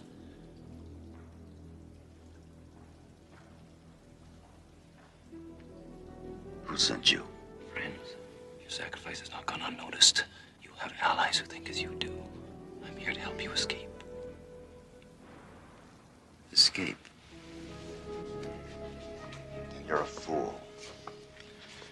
The security at this so-called hospital is notorious. No one gets over the walls. Oh, yes, the walls, of course. There are other ways. I can help you escape safely. How do we do this? We fly. Your skepticism doesn't surprise me.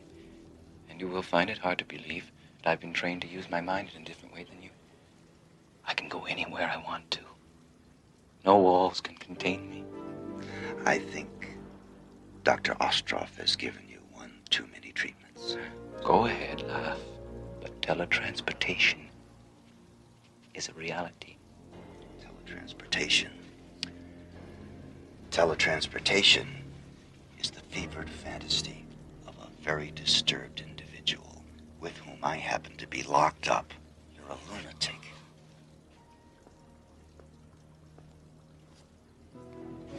It does sound ridiculous, doesn't it? Yes, that sums it up very well. Is it so ridiculous to think that men can transport themselves with the powers of their minds when they already use a simple beam of light to carve holes in granite and knock satellites from the sky?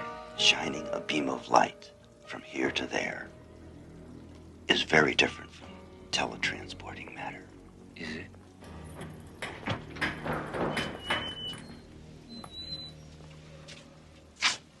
Mr. Decker, the doctor will see you now.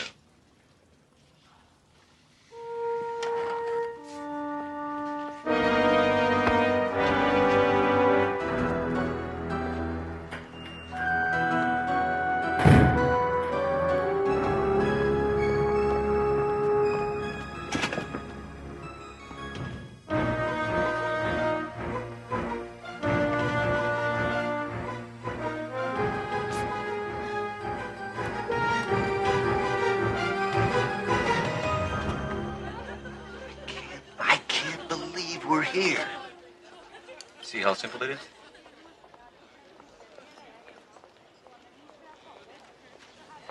It's been so long, I forgot what the real world was like.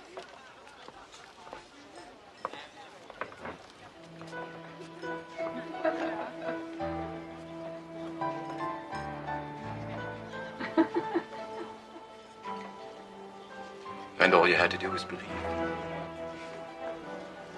Really believe.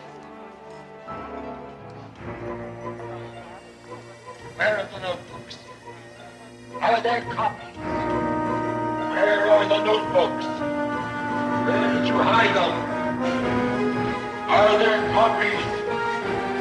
Turn it up. Where are the notebooks? Are there copies? Tell me about the girl. She was very beautiful. She sat right next to me. I could almost touch her. I don't want to think about it. It was a drug-induced dream. Another one of Dr. Ostroff's tricks. We can't let him beat us. Let's finish our chess game. Maybe that'll keep us focused.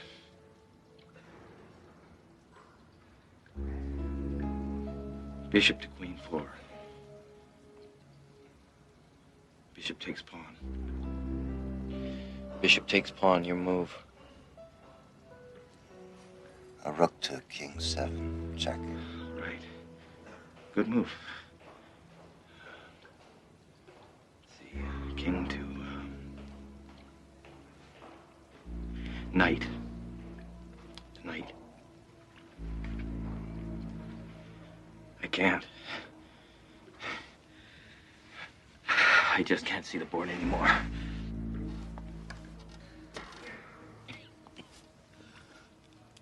I want to help you, friend. But I'm not sure I can hold out much longer.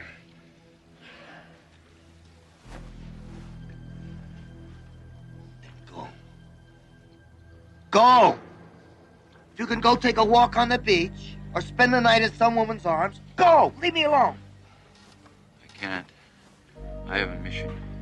Unless I get you out of here, I failed. You are not the only one with convictions, you know. Idiot. They've gotten to you.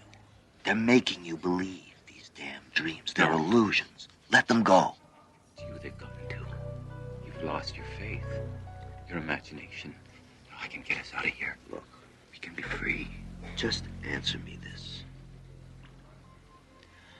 Why didn't you just appear here in the first place? Why were you physically thrown in here? For them. For the people who run this place. I knew you'd be hard to convince. I knew I'd have to spend time here. But Martin, I can't do it alone. To get you out of here, I need your cooperation, faith, your belief. Just leave me alone. I don't want to share in your insanity.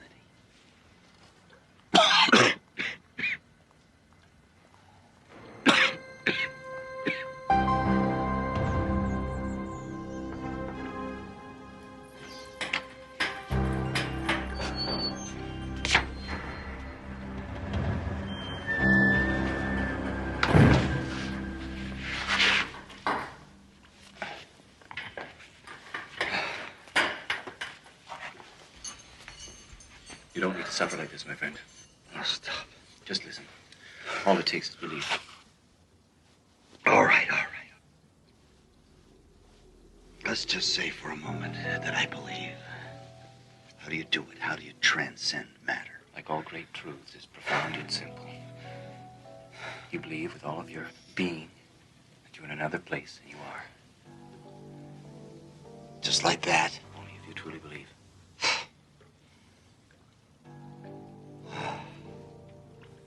What does it feel like? It's kind of hard to describe. It's kind of, well, the closest thing I can think of, it's like falling asleep, feeling weightless. What if something goes wrong? At least you won't be here. Well, I'll do anything to get out of here. So you just tell me and I'll do it. All right, close your eyes. You believe, don't you? Yes, I believe it. Fine. How do I know where I'm going? I'll guide us in our journey. Just let yourself go. You'll be safe. Just let go. It's a safe place where no one can find us. A room above a boulevard. A safe place.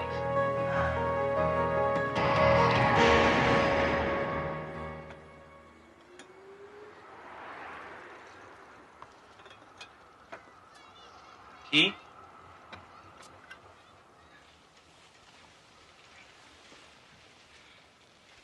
What is this place? A safe house.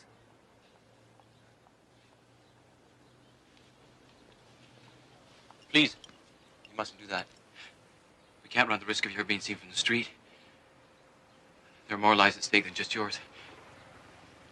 Come sit down. I'll have a cup of tea.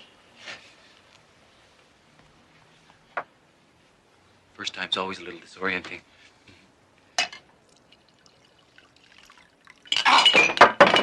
Why'd you do that?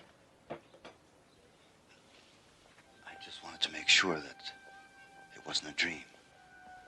You convinced? I can't believe we did it. We got out. But how is that possible? I have to understand the mechanics of this. It has to be some kind of biochemical energy exchange. How do you work it? You made it work. Yes, I did, didn't I? But how? In due time. Sit down. We have more important business. What could be more important than a scientific breakthrough like this? The notebooks. We've got to destroy them. Of course, I'll have to go and get them. No. That would be too risky. It's broad daylight out there. Well, I'll wait until nightfall. No, it can't wait. Tell me where they are and I'll get them. No, it's too important to trust anybody with. Besides, what if somebody sees you? Ah, me, I'm nobody. I'm a mere flea on the back of the system. But you're known. You're a real threat. By now, your picture's been circulated. Every cop in the corner knows who you are. All right. All right, give me a pencil. You have to go to the university. And you go to this room in the biochemistry building. And behind the lectern in the wall is a false panel, and the notebook is there.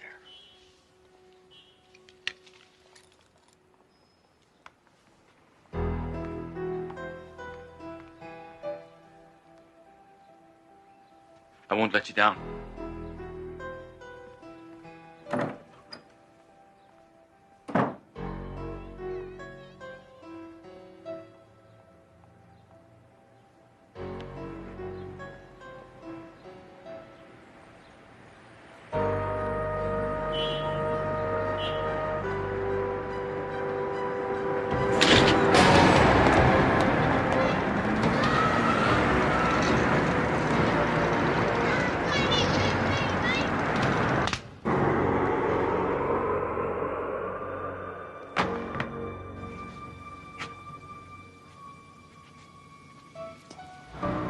Good work. It was hardly a challenge. These idealists are always such dreamers.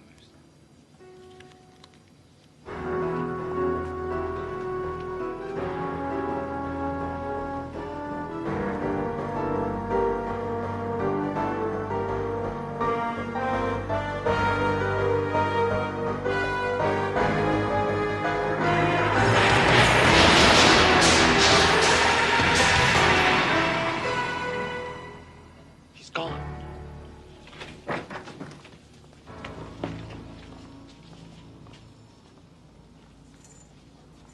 There's no sight of him. Close all the exits. You understand that if he's not found, you will be held fully responsible. But it was just a trick. I couldn't have actually done it.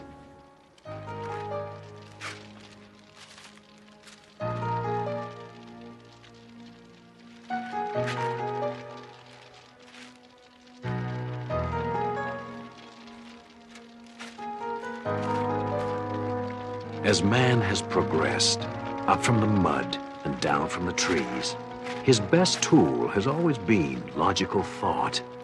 That tool has taken us in a grand arc, from the first flint against steel to the apocalypse of colliding atoms. What Martin Decker, man of science, has learned is that every once in a while, we must step out of the confines of logic and take a leap of faith into the Twilight Zone.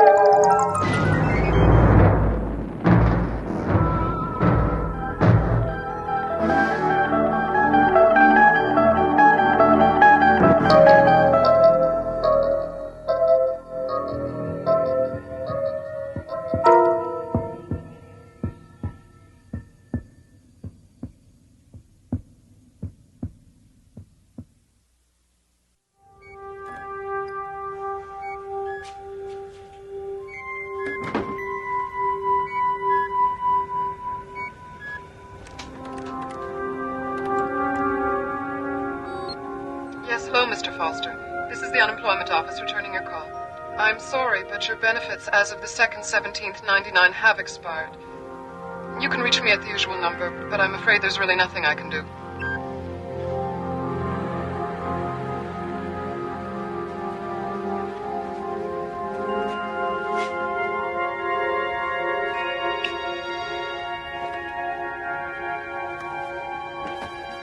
The year is 1999.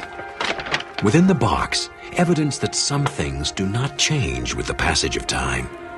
Its contents, the collected debris of a shattered life, now valuable only for the dimes and nickels they can solicit from a third party.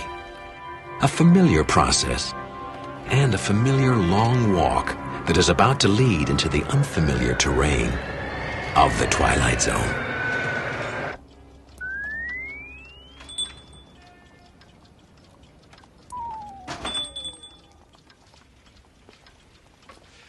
Yes, sir. Something I can help you with? Well, I'm afraid I'm not buying. Selling then. Yeah. Bring it over here. Let's see what you got. I know it's not much. You know how it is. Hard times, lots of things going wrong. Mm-hmm. I guess you hear that a lot in this business, huh? Yes, I do. $50. The watch alone is worth that. Make it 60 then, but that's as high as I'll go. There's a depression on, you know. You can take it somewhere else, but you won't get any more, and when you come back, the offer will be 50. Flat. Couldn't you make it 65? Done. Sure you've nothing else to sell? No. You weren't sent here, were you? Referred? Referred? No. Look, if I had anything else to sell, it'd be in the box. I got nothing left. I'll tell you what I do have. A gut full of pain. You want to make me an offer, go ahead. Now, what's the going price for pain these days? Perhaps there's something else we can negotiate. Come.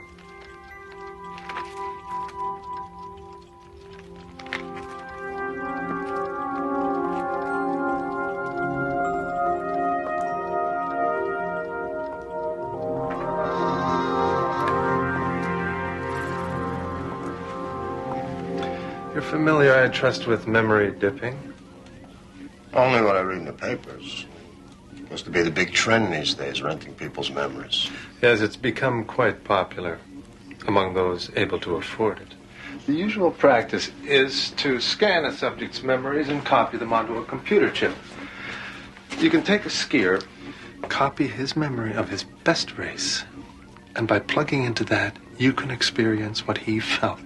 His feelings, his thoughts, the way the snow felt under his skis, the roar of the crowd at the finish line. A fascinating concept, is it not, Mr. Foster? Mr. Foster. Unfortunately, copied memories are not as vivid as some might like. It's like seeing a video that's been dubbed too many times. The color is washed out. The experience less than 100% real. So, a market has developed for connoisseurs looking to sample a far more intense experience. For that, they require not dubbing, but direct transference. We go in electronically and slice away memories. A minute, an hour, a year. We can remove these memories and store them for use by others. And the experience is quite painless, of course. And illegal. Eminently. And the wonder of it all is the product is not a distortion of reality. It is reality distilled. For those who buy, the risk is quite worthwhile. As for those who sell, the rewards are quite reasonable. How much would I get? Depends on what we can find. I've never really done anything special. Unnecessary. Look at the soap operas, Mr. Foster. No alien invasions, no vast sagas, but they know the value of voyeurism. And so do I.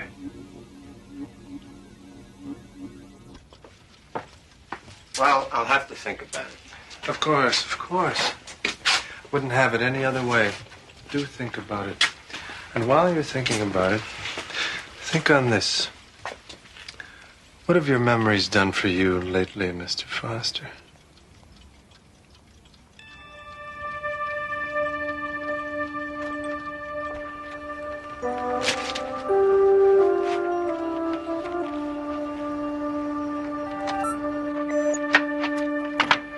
Third reminder, Foster. In case you've forgotten, the rent's due the 1st of every month. Today is the 6th. Either I get the rent from you by tomorrow, or I'm throwing you out. Am I clear? Have a nice day.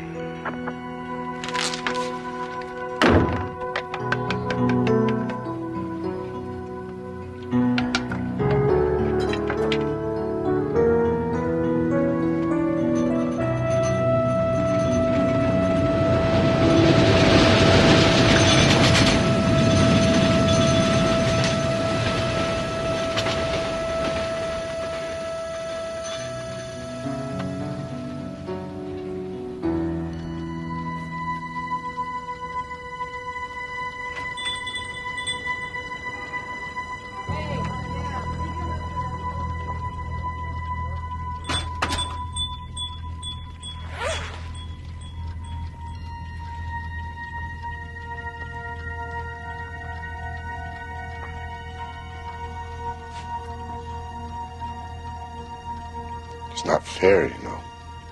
Very little in life is, Mr. Foster.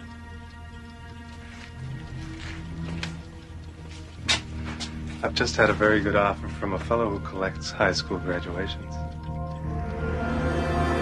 It gives me great pleasure in presenting this next student not only with his diploma, but also with this watch in recognition of his leading the fundraising for the new gymnasium. Congratulations, Simon Foster. Mr. Foster? Mr. Foster? Mr. Foster?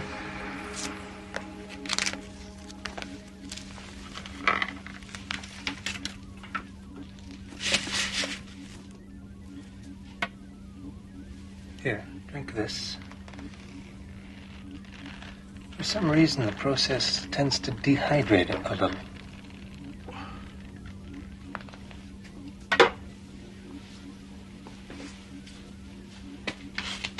A perfect transfer?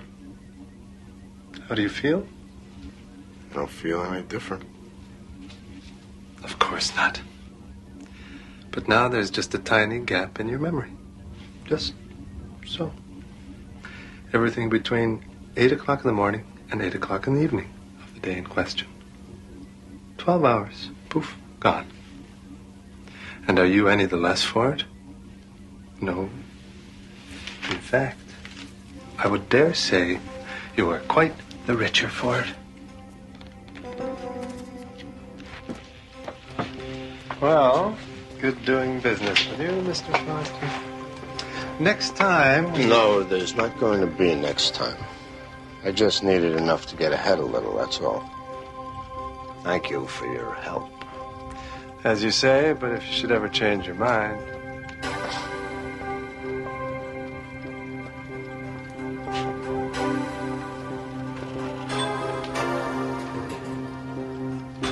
Be seeing you, Mr. Foster.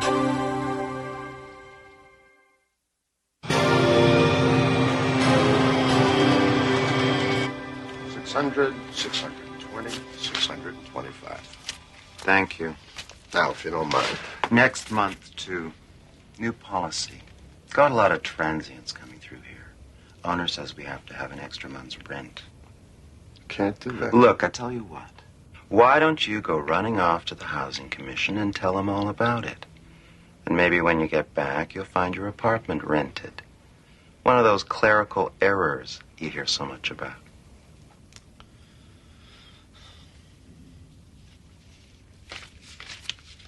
I'm sorry, Mr. Foster, but there are no openings in your area. When a vacancy opens up in your field, you will be notified at that time. Goodbye.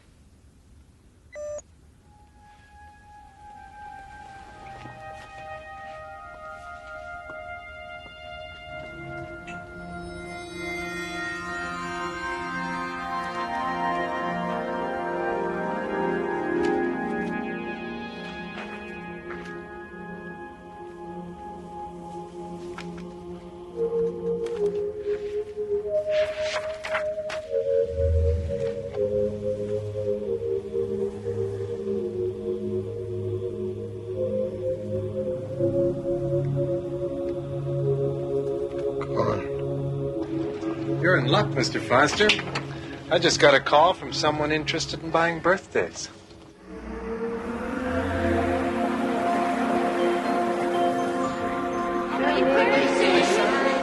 There's 5 candles, Simon, and 1 for good luck. Close your eyes. Make a wish. Make a wish, Simon. Blow out the candles. Good boy. Happy birthday, Simon.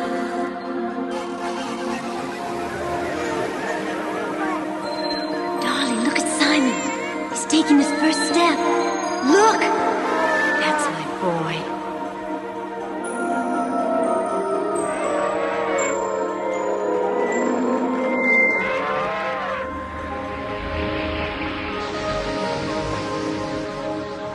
I just wanted to say, you're a great dancer. Thank you. It was very nice. I have to go inside now, but I'll never forget this.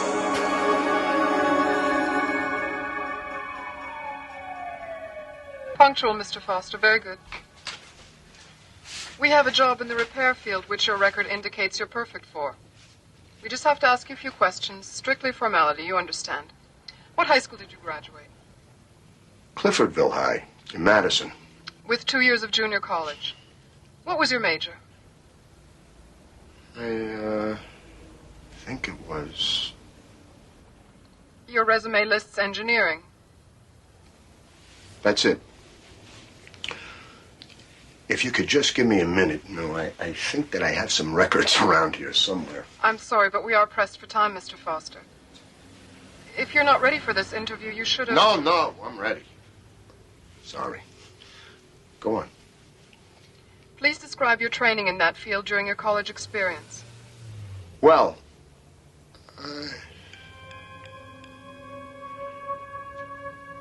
I require specifics, Mr. Foster.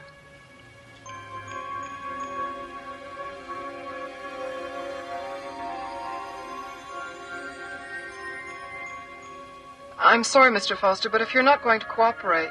Wait, please. It's difficult sometimes. It's difficult for us all, Mr. Foster. The unemployment rate is 32% as of this Monday, and there are many applicants who are looking for this job. Wait, please. If you just give me a chance. Please resubmit your application to Central Processing. Good day, Mr. Foster. You can't do this to me! Come back here!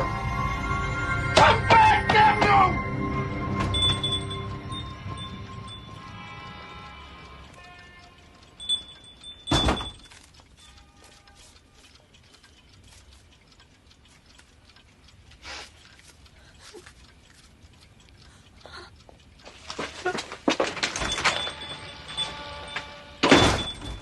My God. How many? How many others? I run a business, Mr. Foster. Like any good business, it depends on volume and diversity. One must be responsive to the fluctuations in the market. Oh, save me your grand gestures. You're not going anywhere. Even if you leave, you'll be back. Your kind always comes back. We come back because bread is $5 a loaf and meat you can't even buy unless it's on the black market. I look around, the only person I see eating is you. I pay you a fair price for what you have to sell. It's not enough! You say this minute is worth a nickel, an hour, maybe $1. $5 if something interesting's going on? What gives you the right to put a price tag on my life? I didn't. You did.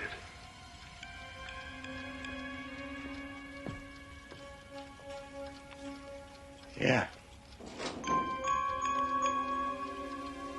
I did, didn't I?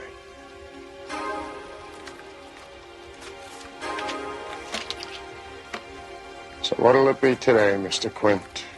Trip to the zoo? Ride on a roller coaster? Why don't you take my first marriage? Save us both some grief. Not interested? I'm only buying one thing today. We need a companion piece to the young lady who just left here.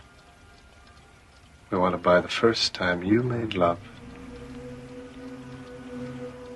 I can make you a very good offer. No. Take it or leave it. That's all I'm buying at the moment.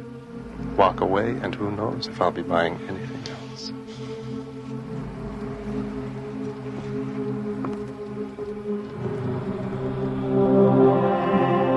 Tell me. Just tell me you love me. It's not silly. Just tell me you love me.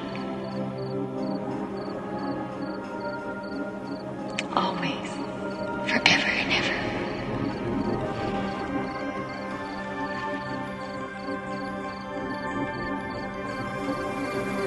That will be all?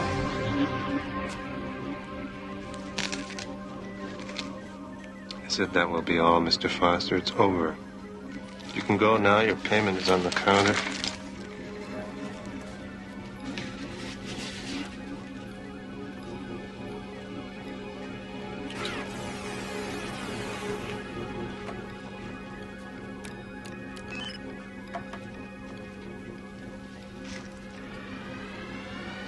She's in here, isn't she? Don't touch the equipment. You might damage something. You know, they say you can always remember the first time with a woman. I guess now I'm the exception to that rule. Very good. Now, if you'll please just... I want her back. I changed my mind. Just take your money and go. I want her back. I want her back in my head where she belongs. I want my life back. You've got my life. I want it back. You give me my life back. Yeah, I want my life back, damn you. I haven't got it. I sold it. Don't you understand? It's not here. Then get it. I can't.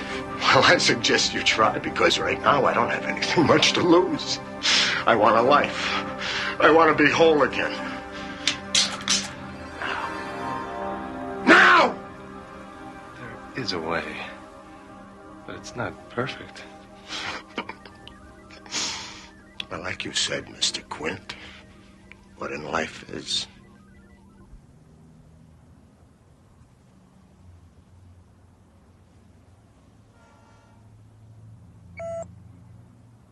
We received your new application, Mr. Foster.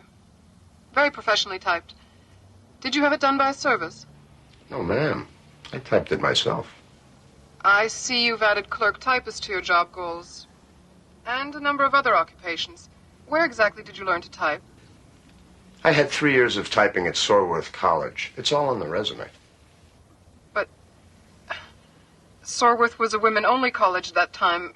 How do you explain this? I graduated college on June 12th, on the year shown.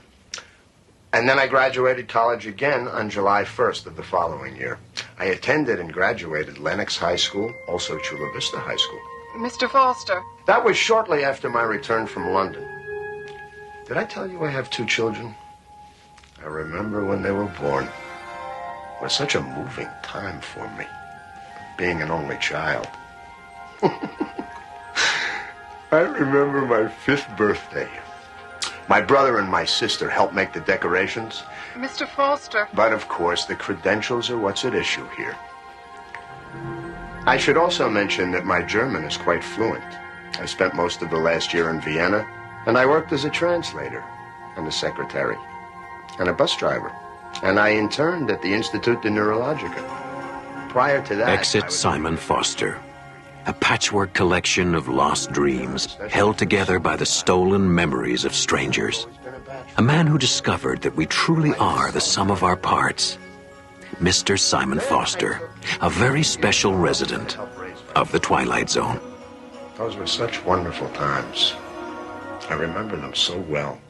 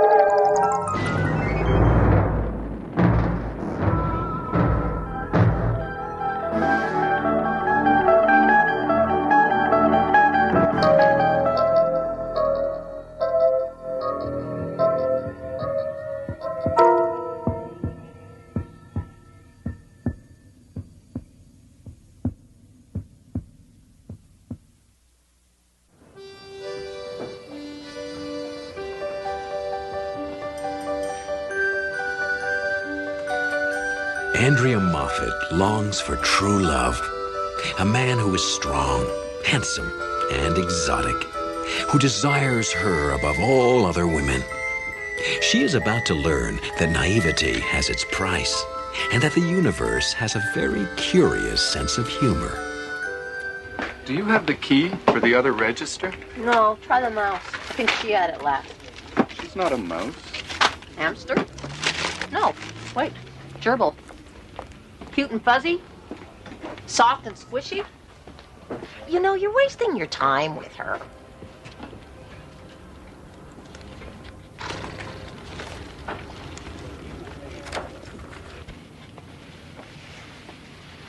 Hi. Elaine said you had the key for register 2. Oh, yes, I do. It's over there. It's no problem.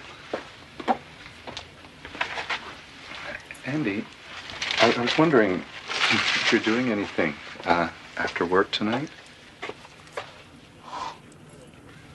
It's nice of you to ask me. Yes, I am. I'm busy. But thank you.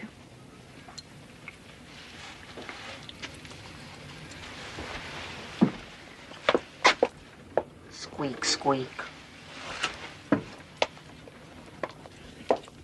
You know, you really shouldn't pass up Carl. He's not such a bad catch. I mean, someone like you can't afford to be choosy. Quiet, I mean. I know, but he's no Prince Charming. Honey, there ain't no such animal. There are lots of other kinds of animals. I can tell you all about them. They're the ones who would rather chew their arms off than stay until morning. And then, of course, they're the ones who expect you to make breakfast for them as a reward for their performance. Elaine, you said you were going to give up those downers if they ever catch you. But they won't. Because my dear, sweet friend Andrea is going to watch out for me, isn't she?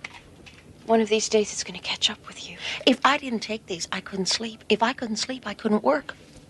We wouldn't want me to lose my job, would we?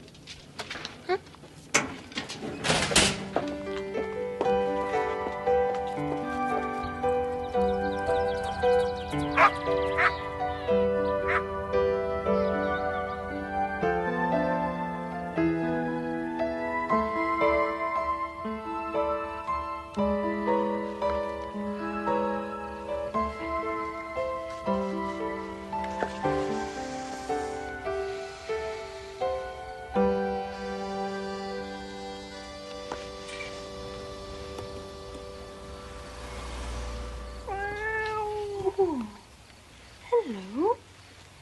Hello there. I haven't seen you around here before. Are you friendly? Let me see. Oh, you're a big one. Let me see you. Let me see you. Oh, what's the matter? You don't have a collar, huh? Didn't anyone buy you a collar? You know? If somebody loved you, they'd buy you a collar. There you go, big guy. Like that. Ooh, you're thirsty. Don't you make a habit of it, though.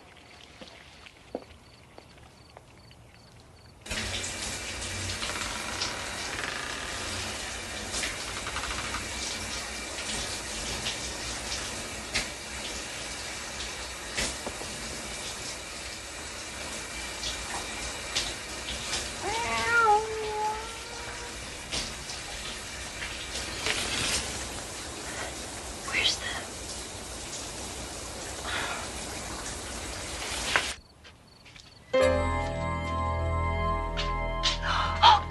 Scream if you must. I've checked out your place.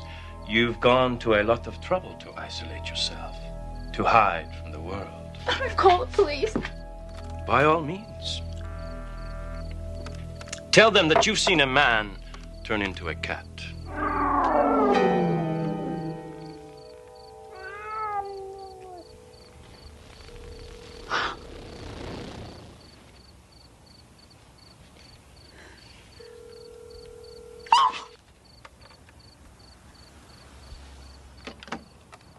You really must buy a better brand of coffee. Now the Turks, they knew how to brew coffee, even if they were barbarians. I won't hurt you. I came from Provence, originally, a long time ago. I was called Guillaume de Marchaux. I had a great talent for two things, singing and making love. One night, I was caught making love to the wrong woman, or rather the right woman at the wrong time.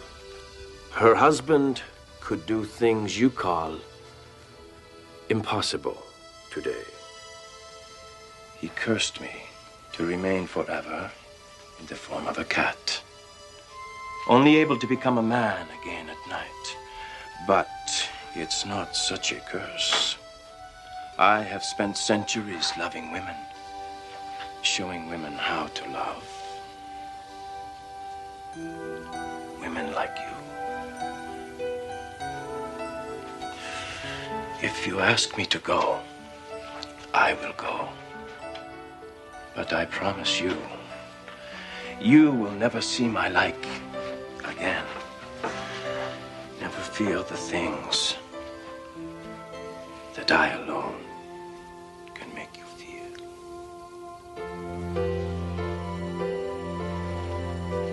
This is a dream. It's a very nice dream, yes? Yes. No. Yes, it is. I just never thought that it would happen to me. You are the one, aren't you? Am Yes.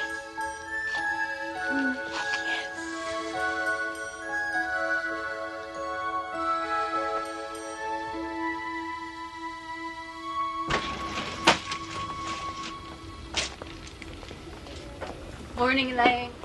Morning, Carl. Chipper, happy, perky. The end of the world is upon us. Have you been drinking too much coffee again? Nope. I just had a nice night. Morning, Dr. Wood.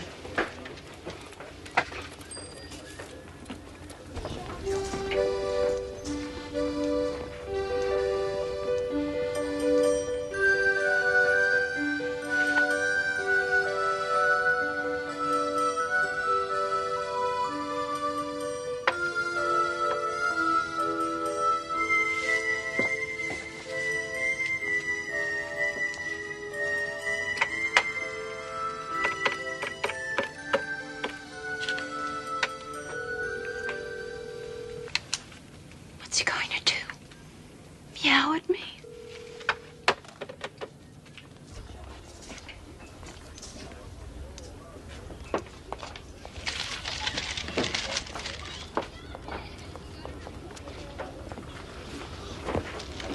You sure you don't, need some of these? Would you please put them back? Just trying to be neighborly.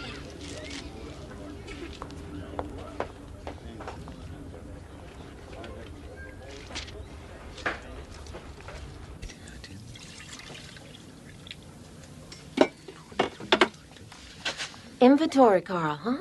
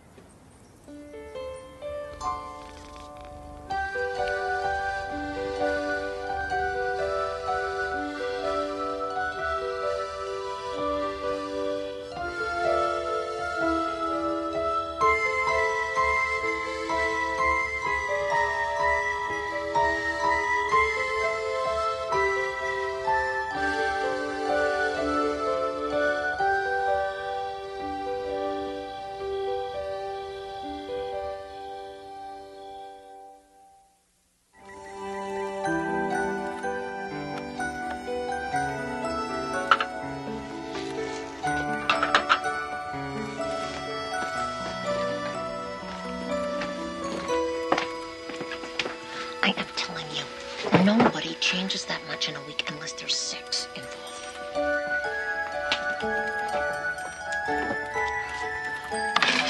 Oh, that's $36.75. What I would give to be a fly on the wall. As opposed to a bat in her belfry? Is that a remark? Hi. How are you? You know what? I have something for you. I have a present. Here it is.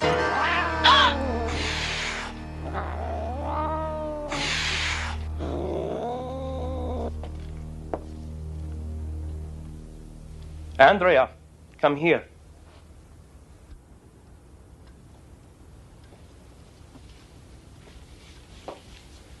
What were you thinking of?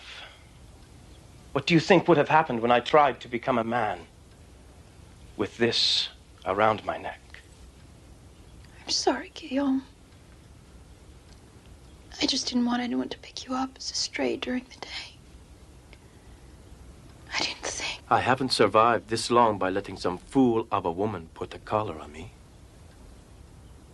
No one owns Guillaume de Marchaux. No one. Do you hear? I'm sorry, Guillaume. I bought some other things for you. Shirts. Socks.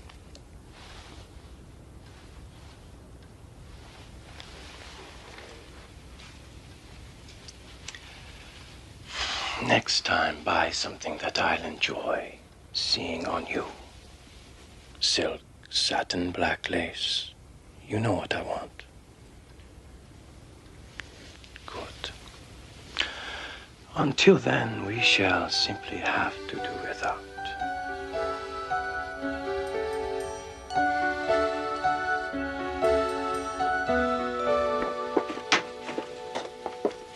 Long lunch. You've been late yourself sometimes. What have we got here? Oh, who is this for? Is this for Carl, baby? No, Carl, baby's jaw's on the floor. Oh, come on, Andy, kiss and tell, huh? Just put it back, please.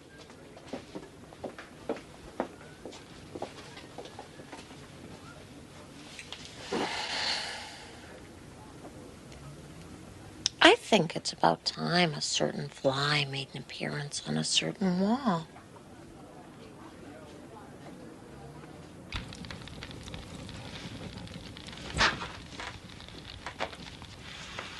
Your coffee? I have a surprise for you.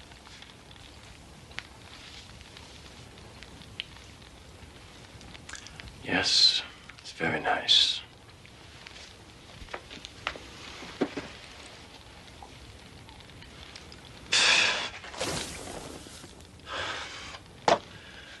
How many times have I asked you for one simple thing? I want something that a man can stand to drink, not this sewage water that you keep serving me. I'll get some tomorrow. You will go now, or I will leave for good.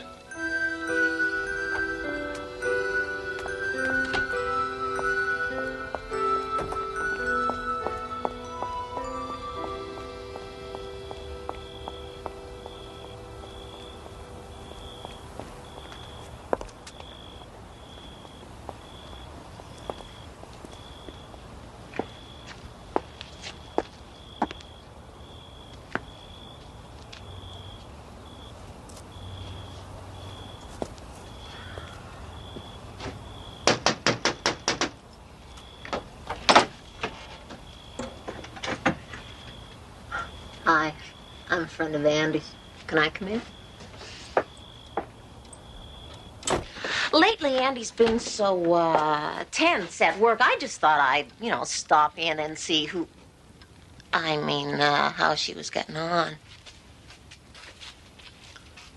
I've heard a lot about you. Oh, Nothing bad, I hope. That depends on what one means by bad, does it not? Hmm. We have 20 minutes to become acquainted.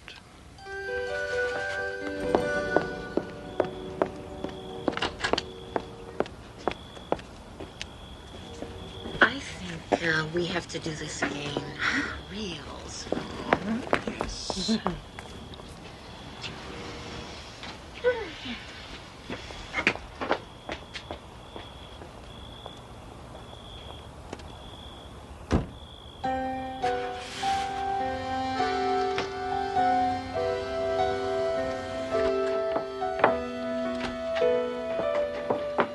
You just missed your friend, Elaine. I know what kind of a friend she is. How could you? I thought you loved me. Spare me the cliches.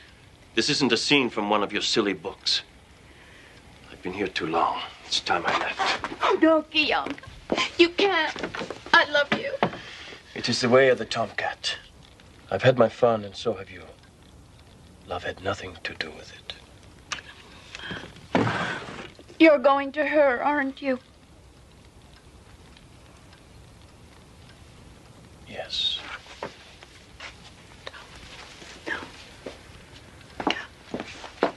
Oh, Guillaume. Please, don't go. Just one more night. That's all I ask. Please.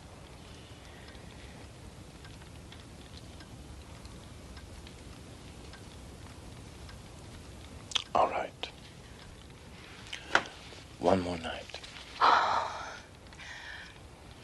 I'll make some coffee.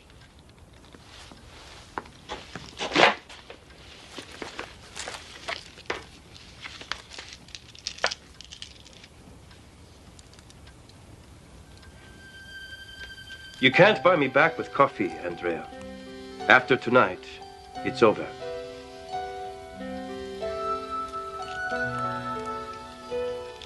Yes. It's over.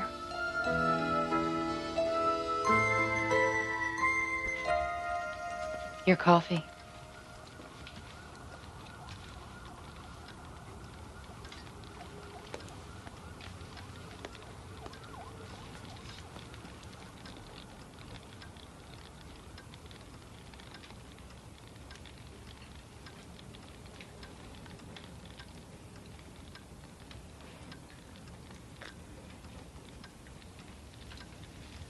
Strong and bitter. As I like it. I'm glad that you like it. I picked it especially for you.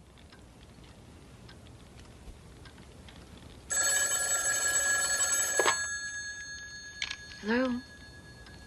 Oh, hi, Carl. No, it's okay. Don't worry about it.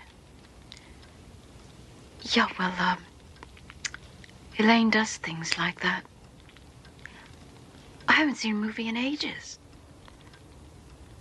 Yeah, Friday night, that'd be fine. Sure. Yeah, I'll see you tomorrow. Yeah, me too. Bye.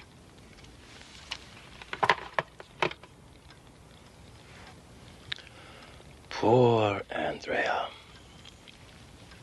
The injured innocent. You are no better than any other woman I've ever known. You never learn. You...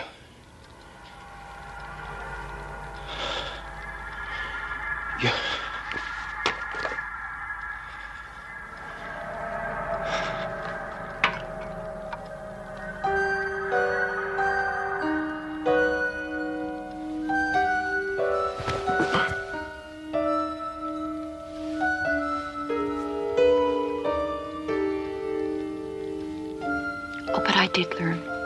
I won't be weak anymore. That's the best lesson of all. I want you to remember that. In case you ever think of coming back here again.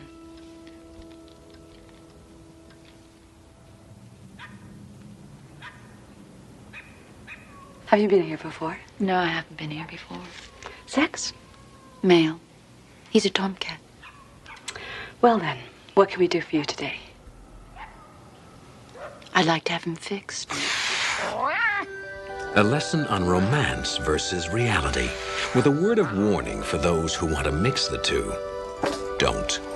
Or you may find your head in the clouds, your feet on the ground, and the rest of you somewhere in the Twilight Zone.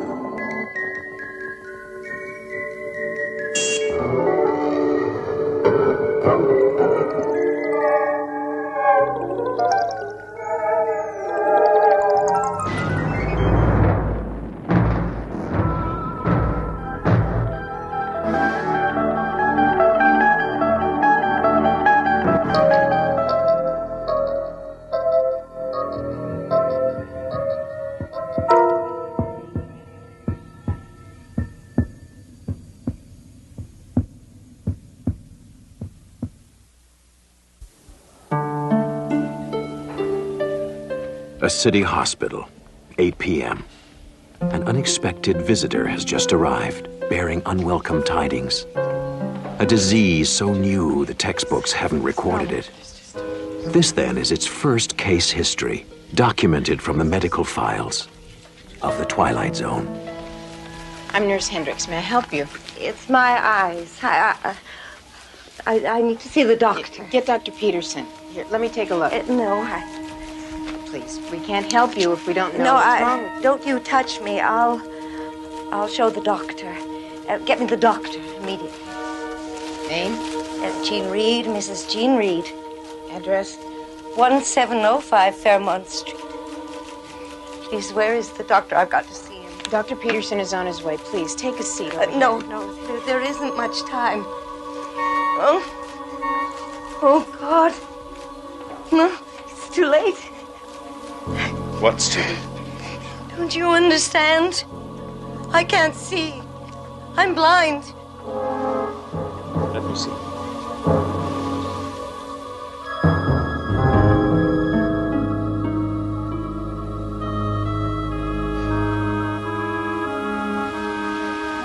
Come with us, please.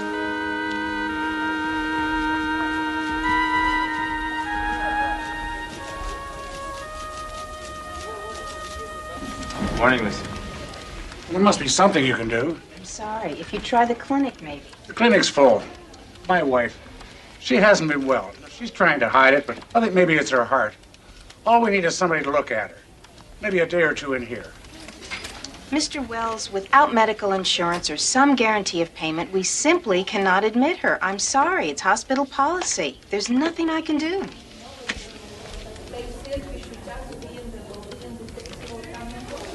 Must be her. What kind of a hospital is this? Aren't you supposed to look after sick people?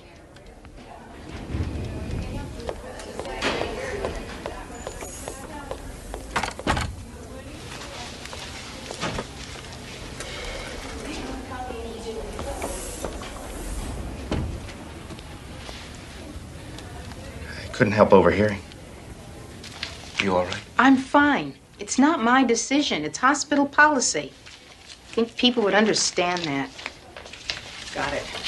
Mrs. Hendricks, Mrs. Reed is asking for you. She says she has to talk to you. She was quite insistent.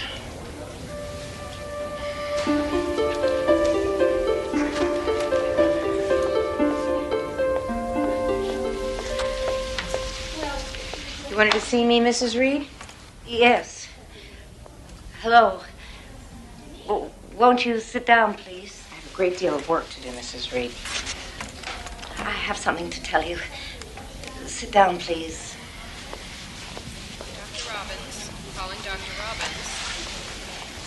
Mrs. Hendricks, we're alike, I think. You and I. Mrs. Reed, I don't even know you, and I don't think you know me. No. But I sense that we're alike. We are two of a kind. Mrs. Reed, shouldn't you be sleeping? You're changing the subject. Of course. I know because I used to do the same thing. It's easier, isn't it? Prescribe a pill, suggest a nap, anything so you don't have to think about a person or talk to them. Am I right? Sleep is the best thing for you. Dr. Friedman will be in at 9. He's our chief of staff and one of the finest eye specialists in the country. You'll feel much better after he talks to you. Oh, I feel all right now, Mrs. Hendricks. It's you I'm worried about. It's very kind of you. Now get some rest. Look, I don't care what your figures show. My phone bill is wrong. Yes. No, it's not. It's $50 higher than it should be. Well, computers make mistakes. No, I don't want to hold.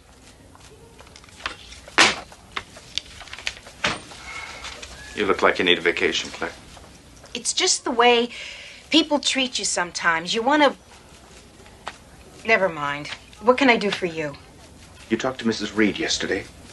Did she say anything about her family? Her husband? Not that I recall. Why? He's here. Did he come in about his wife? No, he didn't even know she was here. Emergency picked up the call about an hour ago. He was calling for help. An ambulance just brought him in. He's gone blind, Claire, without apparent cause. It's contagious? He claims he's had it since last night. If it's contagious, she picked it up from him. But if she knew... Knew. I left him there and came in here to save herself. He says he begged her not to leave him. He must have passed out. Fear, I guess. When he came to, she was gone. He crawled around the house until he could find a telephone. It's hard to believe. When she came in here, she knew exactly what was happening. She must have seen it happen to him.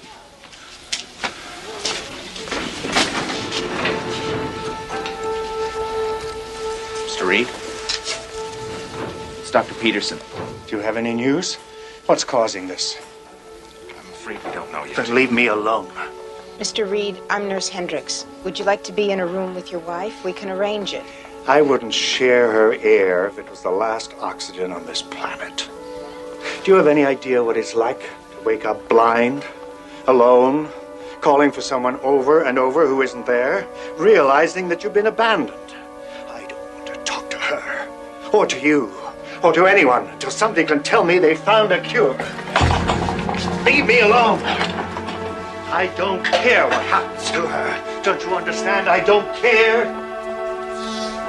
There you are. You both better come downstairs. All hell's breaking loose.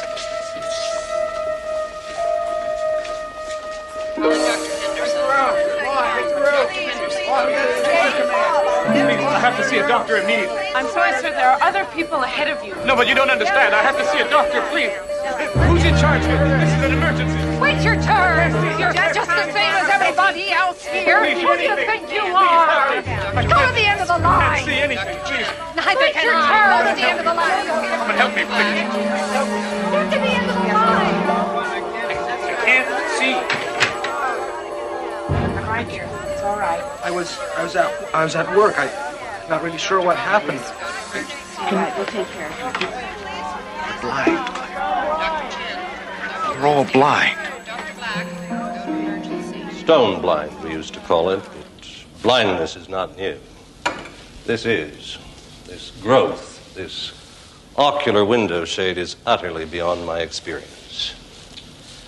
I've been informed that the Center for Disease Control in Atlanta has put out a full alert, and that the Surgeon General has convened an emergency meeting in Washington with some of our top physicians. Any delay in responding to this could cost us dearly. Agreed. Is there any clue to the origin of the disease? I've had Dr. Gordon in constant touch with Atlanta on that very subject. He went home for a fast shower and change of clothes. He should have been back by now. Dr. Gordon came in an hour ago. He's blind. My God. We've had reports of an estimated 500 cases in New York City. Los Angeles is running about the same. Seems we have an epidemic on our hands. about the press? Not being very helpful, are they? From some of the reports I've read, unless we find something constructive to say soon, we'll have a full-blown panic on our hands. People are scared. There must be something we can do. There is, and we are. But this is the difficult part. Waiting for someone to come up with a cause. Once we have that, we can proceed. Until then, all we can do is keep running tests and wait.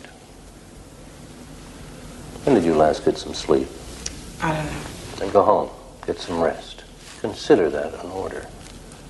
You too, Eddie. I need my staff alert and clear-headed. Understand? All right, but I'll be back for my regular shift tonight. Ditto.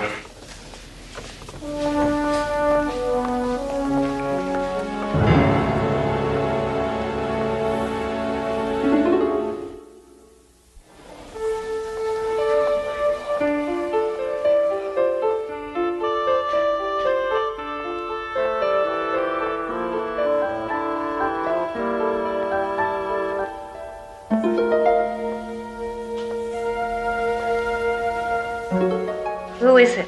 It's me, Claire Hendricks. Oh. I'm glad you come to see me. Please, sit down. You must be exhausted. The others were talking about you, how hard you work.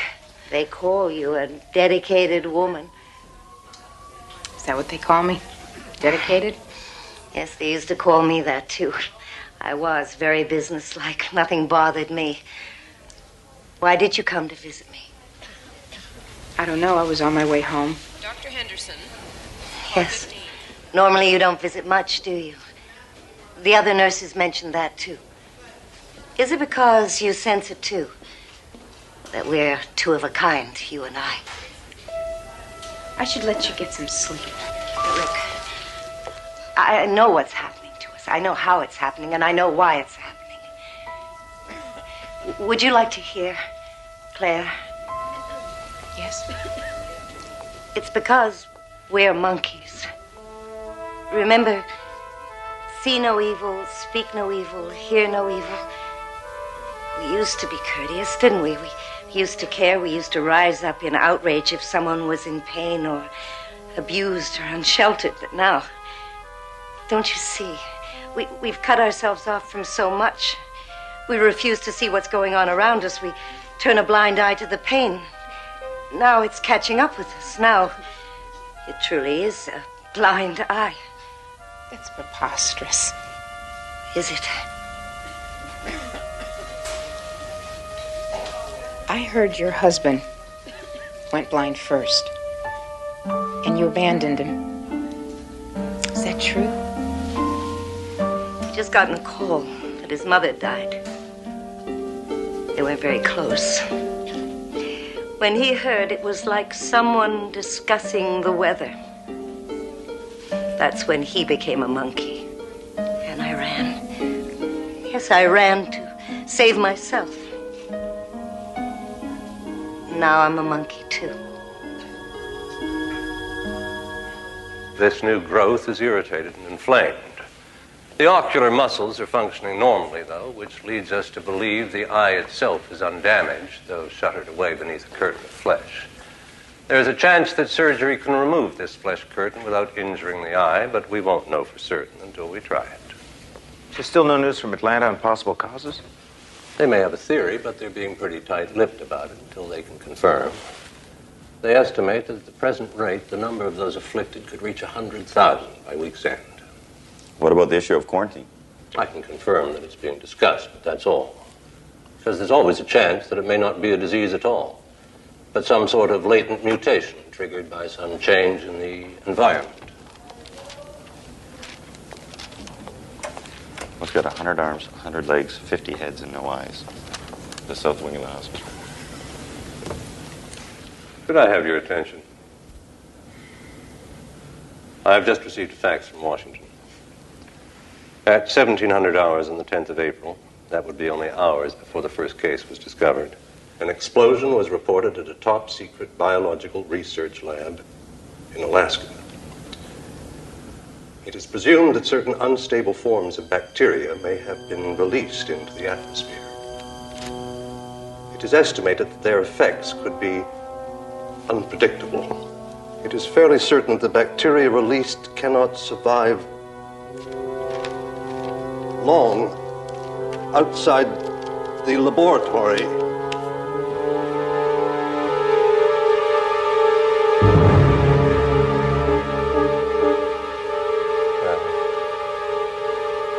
I suggest we adjourn.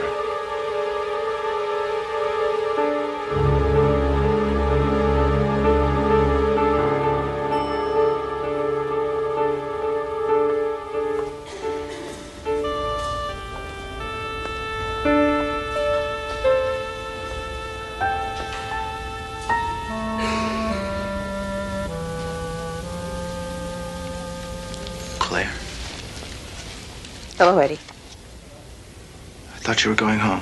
I was, but there's no reason to go home. Jim and I have separated. We moved out. Sorry, I didn't know. Nothing acrimonious. It's all very calm and sensible. We just stopped connecting. We led our separate lives like two strangers just sharing the same space. No connection, no involvement, just lost in our indifference. I came in here tonight, I started thinking about me, about all of us. She's right, Eddie. We're monkeys. Claire, you're not making any sense. Do you know, I can't remember the last time I looked a patient in the eye. Somewhere along the line, I stopped treating them as individuals. They're just numbers to me. They don't have life stories. They have charts. I'm no different than you. But you are. Look, you're an excellent nurse. It's just part of the job. And isn't that a fine excuse? Isn't that a comfortable bandage on our diminished humanity? The phone company overcharges us. There's nothing they can do about it. We turn sick people away because they don't have the right insurance. It's just part of the job. So we lie to ourselves and cut ourselves off further and further because there's so much pain in the world. Claire, you were in the meeting with us. You heard the reports from Washington just as I did. We know what the cause is now, without a shadow of a doubt. If you keep chasing this around and around in your head, you're just... There's something happening, Eddie. That report doesn't explain why only some people are susceptible and some aren't. What does it say in the Bible? If thine eye offend thee, pluck it out. Stop it. You're upset. This has all been a terrible strain on all of us. What you need to do is go home. Get some sleep.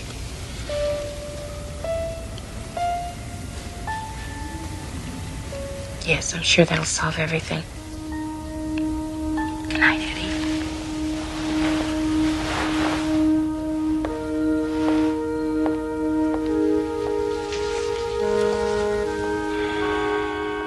Oh, God. Oh! Oh, my. Help me! Somebody! Help!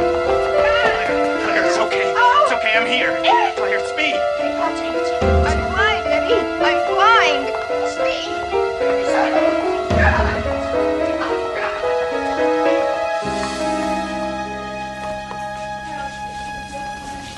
Dr. Friedman. Ah, Eddie. Good. Thank you. Dr. Peterson will play guide dog for a while. How's Claire? She's the same. No vision. None at all? Oh, I'm afraid. Mrs. Reed, good. I was hoping to see you. It's Dr. Peterson here. Yes. I was wondering if you could drop by Mrs. Hendricks' room. Maybe help cheer her up a little bit. She thinks a lot of you. Of course, I'd be glad to.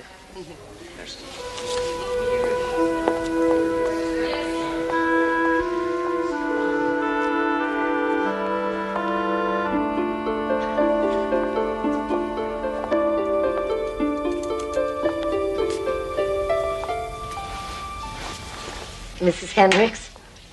It's me, Jean. Can I visit for a while? Of course. Well, isn't it exciting? We're going to see you again. Operation works. 20 out of 20 successful in L.A. Dr. Friedman's getting his this afternoon, and I'm tomorrow. And you? When are they planning to operate on you? They're not. They're what? The operation isn't really the answer. You said it yourself, remember? You're right. No, but that was before we knew about the bacteria, before we... Now we have an easy answer. Solid and uncomplicated. But it won't last. It'll happen again. And they'll come up with something else. But what happens when we run out of solutions? Easy answers. It's time to go now, Mrs. Reed.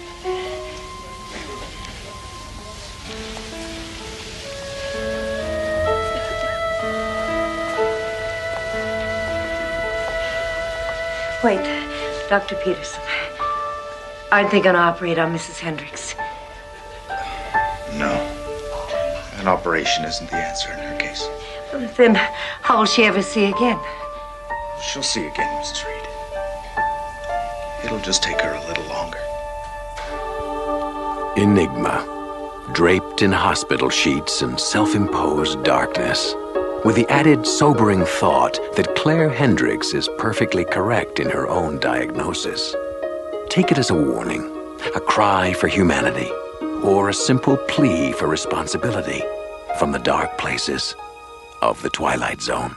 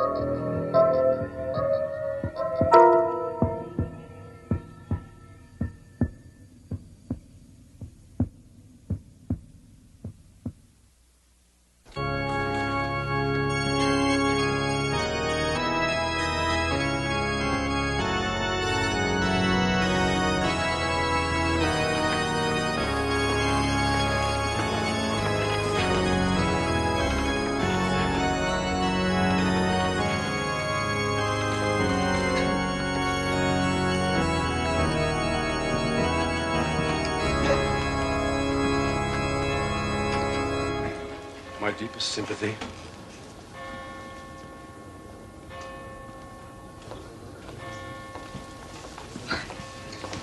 A lovely service. Terrible loss. Yes.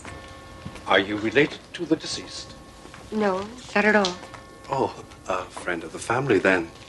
No, actually, I don't know anyone here. They're all strangers to me. But it was still a very lovely service.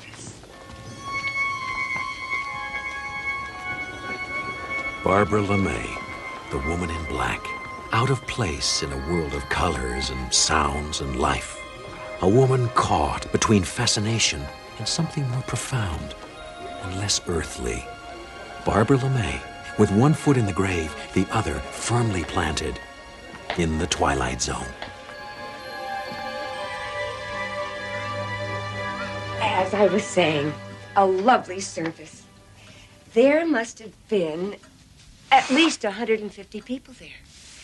They had a reception afterwards, and they served the most delicious finger sandwiches. So, who was the service for? I didn't know we knew anyone who had died. I'm not certain. You know how I am with names. You mean you... Mother, you have got to stop going to funerals for people you don't even know. Why? Well, because it's wrong, that's all. They had white roses. Oh, you should have seen them. White roses tied with tiny red ribbons. Silk, I think they were. One for each year.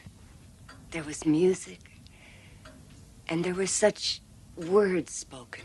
Such love.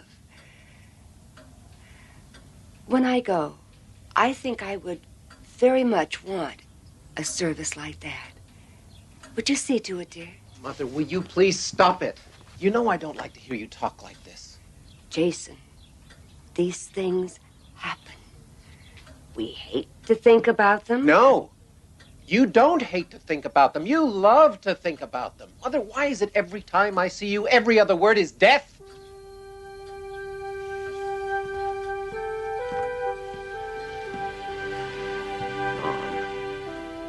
When I asked you out to the coast to see Margie and the kids, you couldn't. You couldn't come because you said you couldn't make any long-term plans.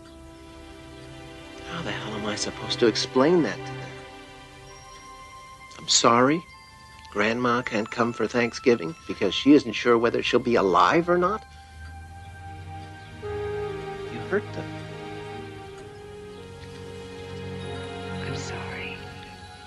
I really am. I know. I just wish you'd stop all this. Let some light in here. Get some air. Mother, this obsession of yours is not good. It's not healthy. It's morbid.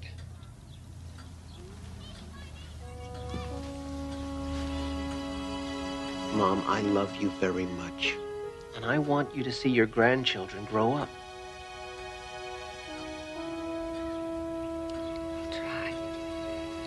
I will, really. Okay. Oh, I'm sorry. I've got to go. Plane to catch. Then you go. And you give my love to Margie and Ben and Susan. I'll be fine. Really.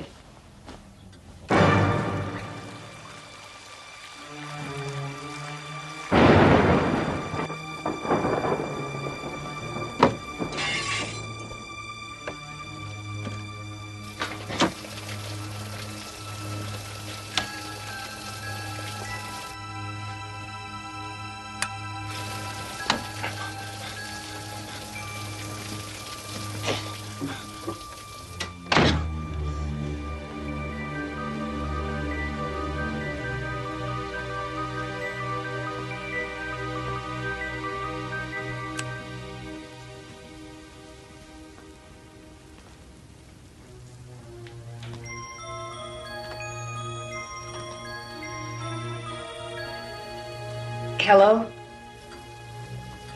Is anyone there?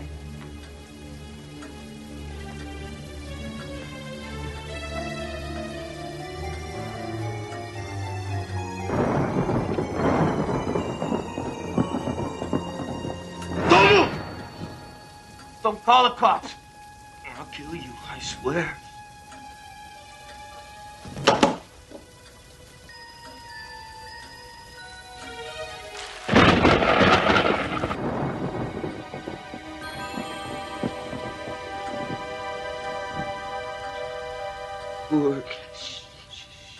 Don't try to talk. I did what I could, but I think it's bad. I better call the hospital. No. Don't want to die in no hospital. I'm dying, ain't I? I'm not an expert.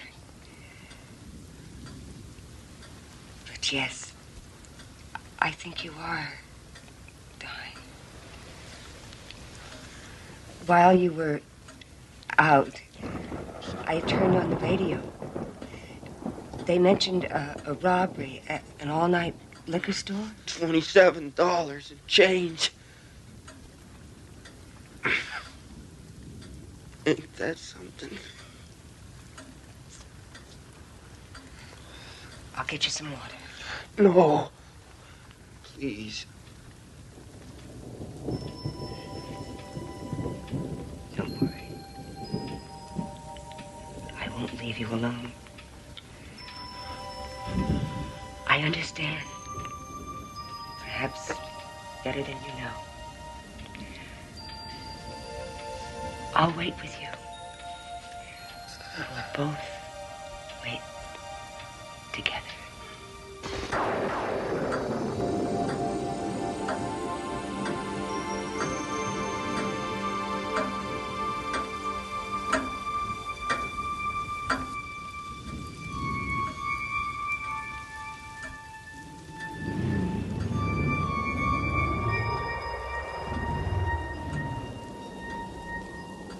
You're here,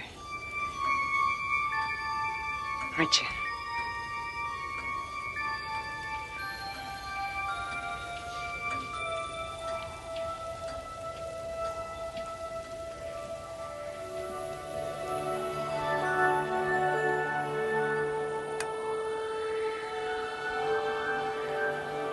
Yes, I'm here.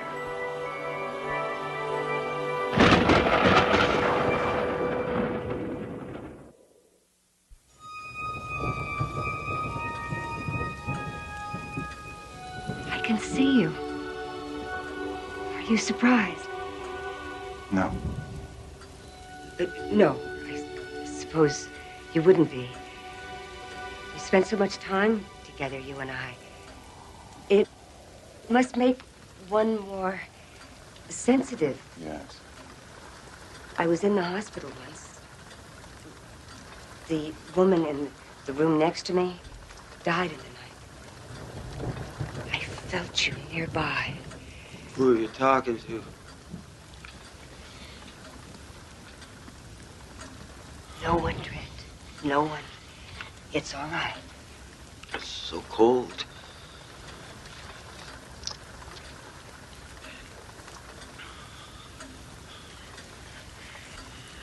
He can't see you. I won't exist for him until it's time. Where do you take us? To a better place? Sometimes. It must be beautiful. Well, it's a place like any other. Oh, no, please. Please, wait. Wait. Why don't you take me instead of him? What's he to you? Nothing. No one. But he can't see the beauty in you. I can. I see it in so many ways. The peace, the freedom, the tranquility, the poignant, fragile beauty of that one final exhalation, the gathering of the soul, the ceremony of... It's his time. Oh, but he can't appreciate you as I can. I have no one here, not anymore. No. Why? I cannot take life where none exists. I've seen you in so many places. You've called my name so many times. You have worshipped at my altar. You've walked in my shadow, seen my reflection in others' faces, and still it's not enough. You don't run from my touch. You seek to embrace it. But I could no more take you than I could take this table. For neither of you lives. I don't understand.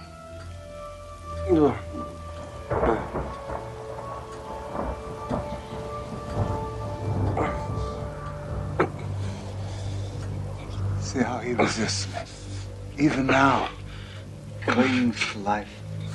For in each second is the possibility of joy, however often defeated. Even now, this close to me, he's more alive than you. I bring you peace, sleep. Don't be afraid. For I alone will never leave you.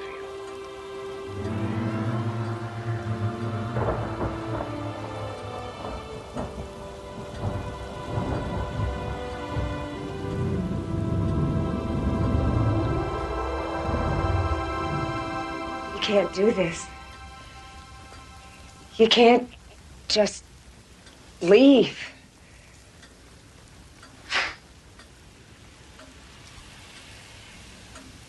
We've been together so much. That would be cruel.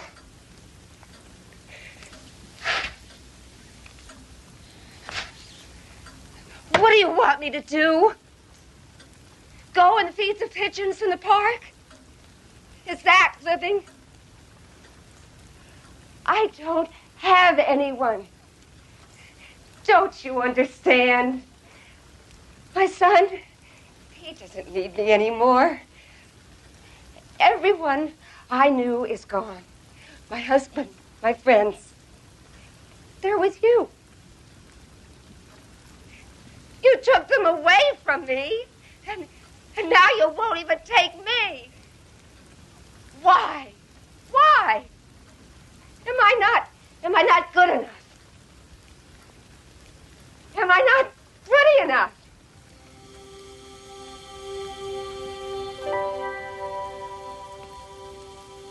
I'm sorry, I yelled. Please, stay with me. Just a moment.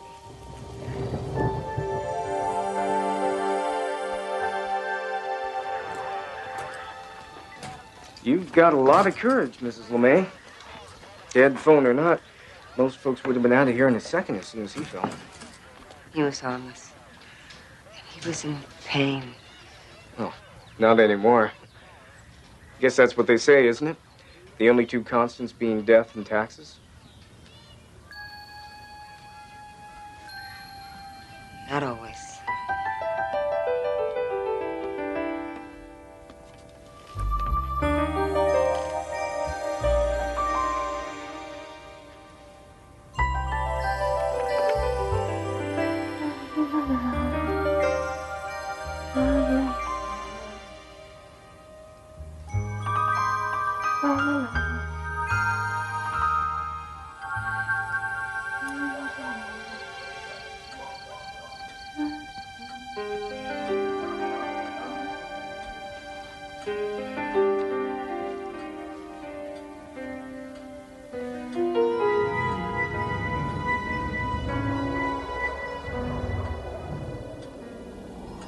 Have I hurt you? No. Yes. How? It wasn't my intention. No, it never is.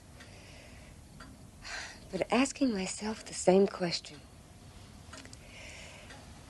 It's just that one by one, everyone I knew went away. They went with you. I suppose, in my funny way, I became jealous.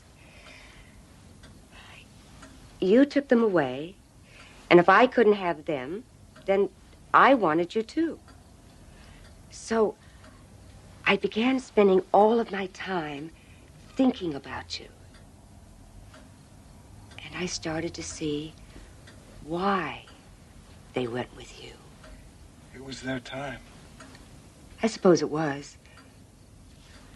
But there was more to it than that. I saw it in their faces after they had seen you. No more pain, no more weariness, no sadness, no loss, only peace.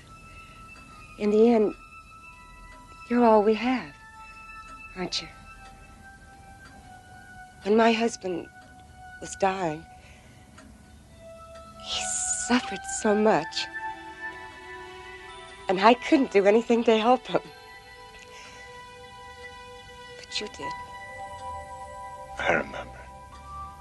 I think It was then that I began to feel love for you.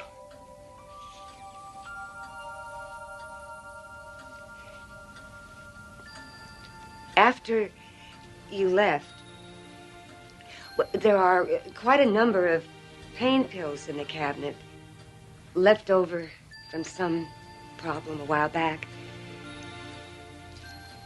I considered taking all of them.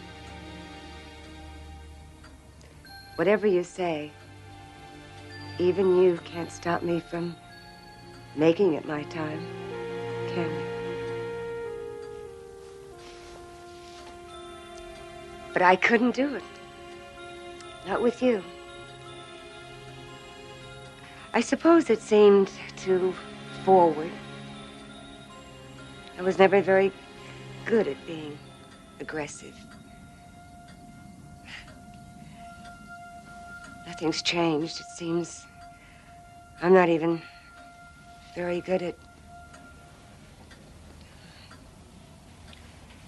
I've often heard it said, among the living, there are always possibilities. Take my hand.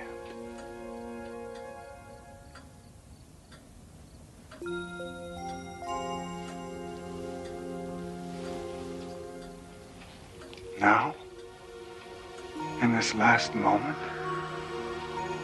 are you afraid of me? Oh, no.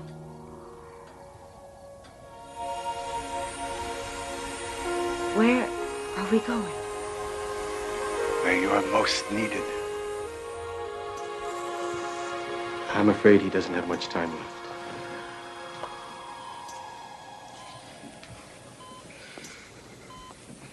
Is it dark in here? Yes, it is. I'll try to find you someone. No, please. Don't go. It'll be all right. I have to go. No, please. I'll be right back. Wait.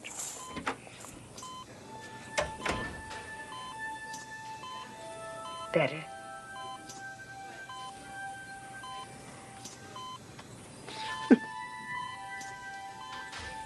I'm sorry.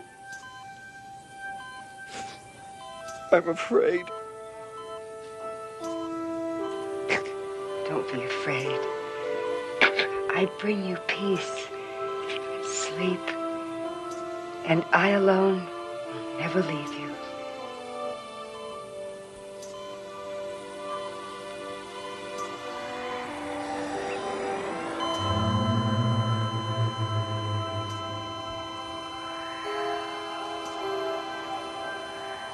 Oh, you did fine.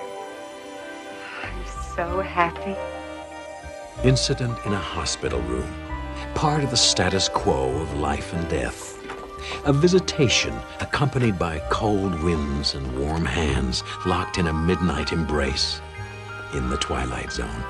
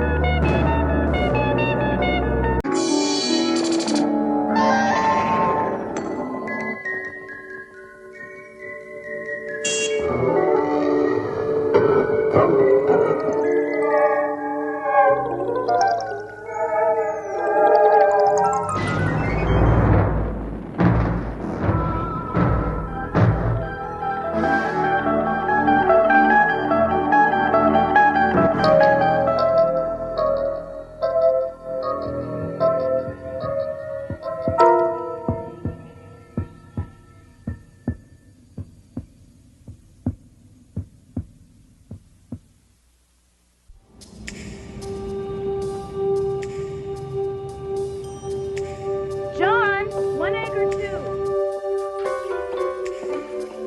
Honey, 1 egg or 2? 2. Introduction to Mr. John Selig, a reasonably average man who goes through life with both eyes open and both hands firmly on the wheel.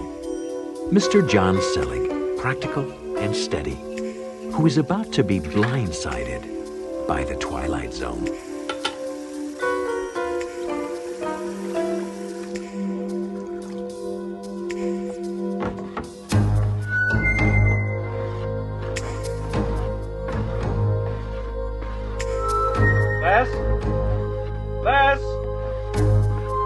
Leslie? Leslie? That's all right, sir. Don't worry about a thing. Be fixed in a jiffy. No, but it oh, fell. Yes, sir. Shoddy workmanship. I'm terribly sorry about all this, sir. It's just the way things are these days, you know. Always rush, rush, rush. Nobody giving a fig for quality. Not like the old days. Hey, wait a minute. What do you think you're doing? Fixing your mirror. What's it look like? But there's a camera back there. Where? I don't see a camera. Well, of course not. That's because you just covered it up. Did I? Well, that's one job done then. Good day.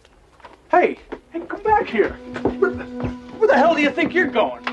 Back to work. And may I suggest you do the same thing? It's nearly 9 o'clock, and you know how Mr. Weatherall gets... Never mind. Never said a thing. Good day. Hey, wait a minute. How do you know my boss's name? I don't. But you just said it. No, I didn't. You must have mistaken me for someone else. Good day. Listen, are you going to stand there all day? Yes. I want to know what you were doing up there. Up where? Upstairs. The mirror, the camera, remember? Ah, yes, that. Nothing whatsoever. Just a little routine maintenance. It's a camera. You've been spying on me. I have not. Look, it's all just part of the job. Now, be a good fella and let me get back to it. No. I'm going to call the police. You wouldn't want to do that. No, I don't think so. Why not? False complaint. Show me where it says fixing the camera's against the law. That's not the point. I didn't put that camera there in the first place. It's not my camera. I don't even know how it got there. Ah, then you want installation. Oh, I'm sorry, that's not my department. Have a nice day. Oh, you know, you're not as pleasant in person as you are on TV. That's it. I am calling the police. There's really no need to do that. Look, John. May I call you John? We don't want to make too big a scene over this. I mean, it makes everything too complicated. I'd tell you, but... Look, all right, I'll tell you, but... We've got to stand right in there. In the closet? Shh. Why there? It's outside camera range. But it's in the bathroom. No. The other cameras.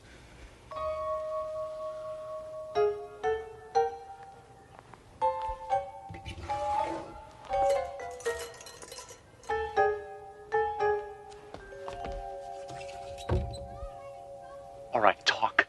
Look, I want you to know I'm risking my job just telling you this. You're not supposed to know, you see? I mean, it takes all the fun out of it, doesn't it? All the fun out of what? Look at my chest. Excuse me? Here. You see those letters? JSTV in big, friendly letters? Yeah, so what about it? Stands for John Selig Television. Well, you're on television. I am? Yes. 24 hours a day. You've got quite a following. Did you know you've got people who tune in the middle of the night just to watch you sleep? Extraordinary. Who's watching? Oh, everybody. Well, everyone who subscribes, at least. Everyone? My neighbors? All the people I know? They were quite helpful, yes. Helped us set up cameras all over the place for maximum coverage. Your job, your car, the office, living room, den, bathroom. Well, that one was less than perfect, wasn't it? Bedroom, kitchen, rec room. Bedroom? Well, it is a cable service. Adults only, that sort of thing. Well, now you know. So, if you'll excuse me. I don't believe you. How could something like this happen without someone telling me? Shh. That's the whole point. If you knew you were on TV, you'd act differently. It'd take all the fun out of it, like I said. That's why everyone on the service signs a contract specifying they won't spill the beans. Besides, gives all the folks you know a chance to be on TV. Archie, call 9. Have to go. Now be a good fella and don't tell anyone I told you, all right?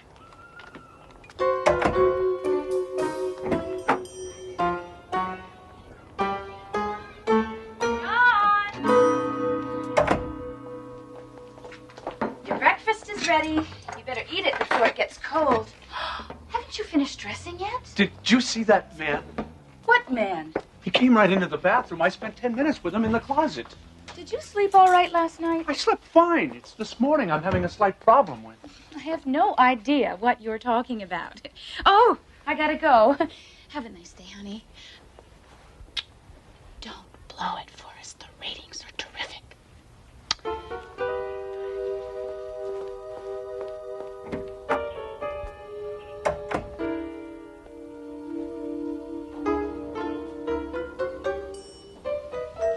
Let's see. Gee, I think I left my car keys around here somewhere. I think I'll look for them.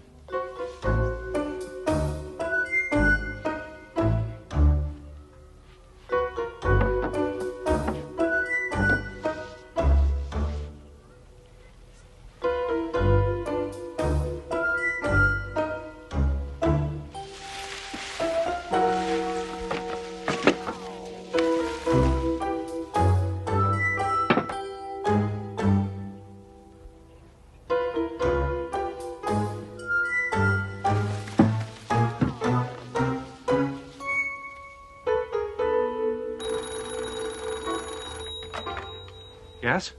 This is to inform you that destruction of company property is to be avoided at all costs. Please inform maintenance and do not touch the equipment again. Thank you. Try and stop me.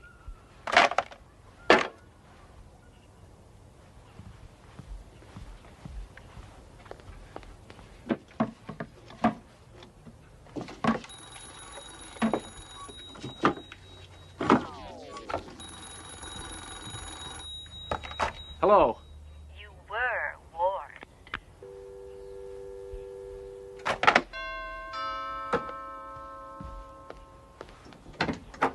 Mr. Selig? Yes? You're to come with us. No, hey, let me go. Where are you taking me? My coat. Come on, guy. I don't know who you are, but you can't do this to me. You should have told us sooner.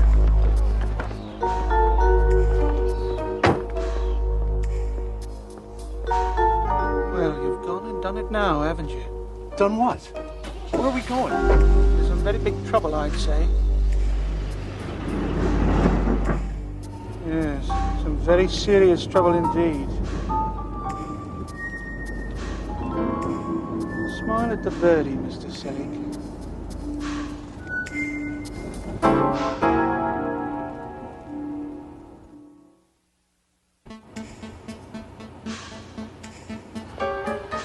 Who are they?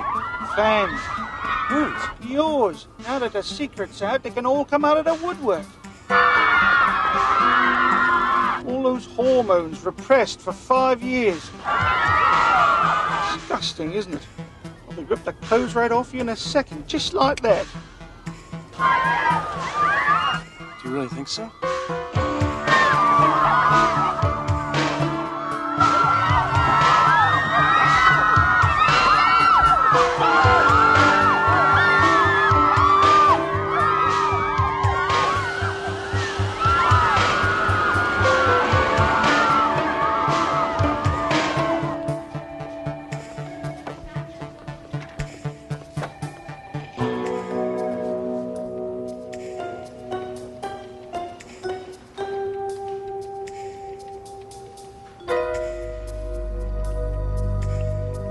Go ahead. Try it.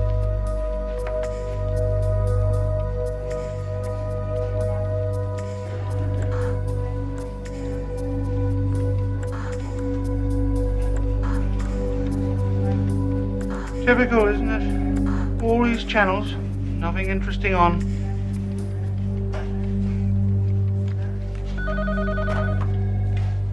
Yes. I'll bring it.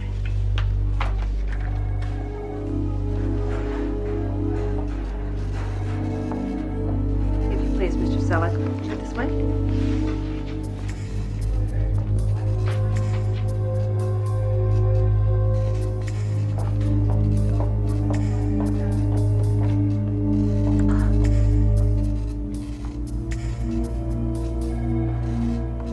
Ah, Mr. Selleck. Arthur Spence. Nice to meet you. Please, take a seat. Make yourself comfortable. Would you care for a cigar? Something to drink. No, thank you. Comfortable? Yes, thanks. Good. Good. Now then, Mr. Selleck. What the hell are you trying to do to us? What am I? What are you doing to me? To you? My dear Mr. Selleck, look around you. This is a multi-million-dollar business. When you first went on the air 5 years ago, we couldn't get $100 for a 30-second commercial. Now we're right up there. $100,000 for a 30-second spot. All of this was accomplished through long, hard hours of careful work. Now when we're just about to break even, now when we're just beginning to clear our deficits, you want to pull this? So you're the one who decided to do all this? Me? Oh, it wasn't me. Then who? Who decided you should pay taxes? Who decided you should get up at 8 to go to work instead of 10? Who decides what money you use, what fashions you wear? I don't know. Same guy. But you can't just put my life on television. I have rights. Oh, yeah? This is the Constitution of the United States and the Bill of Rights. Go ahead. You show me where it says in there that I can't put you on TV. That's a technicality. Ah, Mr. Selleck. Let's cut right through to the heart of the matter, shall we?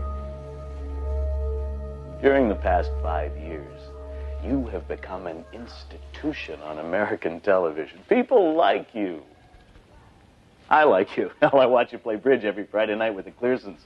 He cheats, by the way. We have a better view of his hand than you do. I always thought as much. No, wait a minute. I don't understand. Why me? What's so interesting about me? You know Marilyn Carstairs? The woman on all the TV game shows. Okay, you tell me. What was the last thing she actually did that made her famous? Can't come up with a thing, can you? Don't feel badly. Neither can anybody else. But she's on TV. You see, some people are famous just for being famous. You put their face on TV often enough, and before you know it, they become a celebrity. We took the same bet on you, and it paid off. There were down times. You have to expect that. Like when you lost your job 2 years ago. You know, at first the ratings went up. Everybody wanted to know what was going to happen. But when you stayed unemployed, the ratings went down. So we stepped in and arranged that job for you at Teldar. You did that? Of course. Mr. Selleck, you don't actually think that things happen by accident in this world. Haven't you ever noticed how sometimes things just seem to go your way? Something will happen and you'll find yourself saying, gosh, that was lucky, or gee, wasn't that a coincidence? That would be us, Mr. Selleck. We have a whole department that looks after happy coincidences. How do you think you met Leslie? My wife? Hired by us. Though I suppose we'll have to find her a new spot now. If you persist in making a federal case out of this. There you have it, Mr. Selleck. Thousands of jobs. People's livelihood, millions of dollars of income. It's all riding on you. Can't you just forget it? Go back to living your life just the way you did before. No, I can't. I want my privacy back. You have no right. As you wish. I'll have a car brought around to take you home.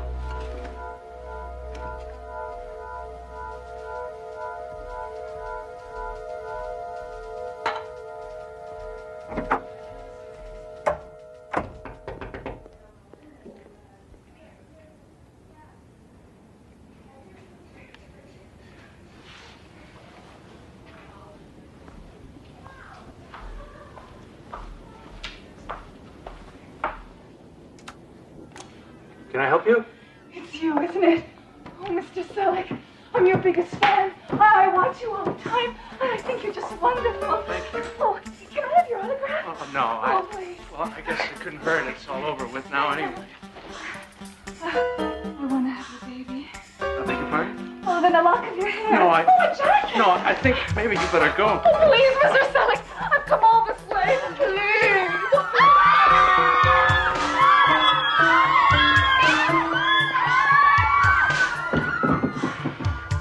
I'm supposed to take you home.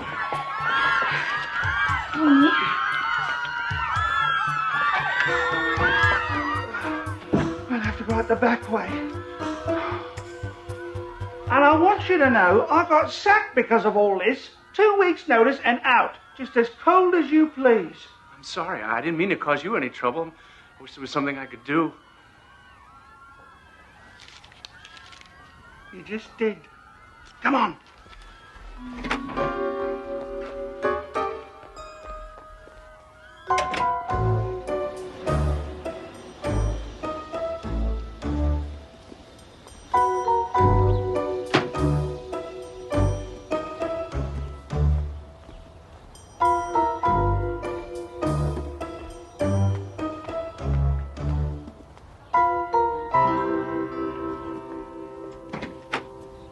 Hi.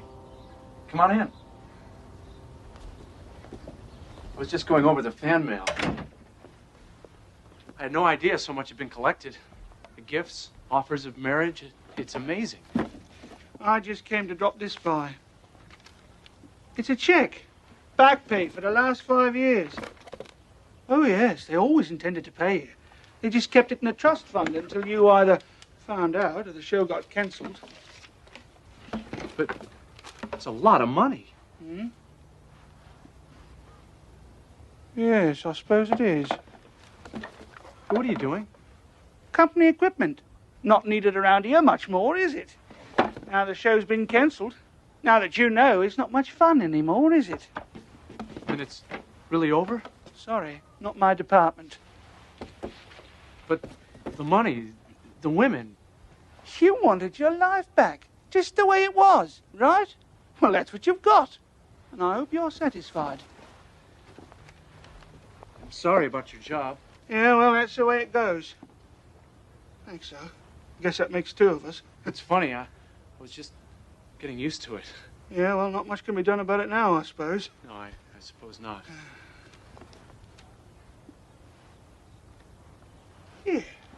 Come here.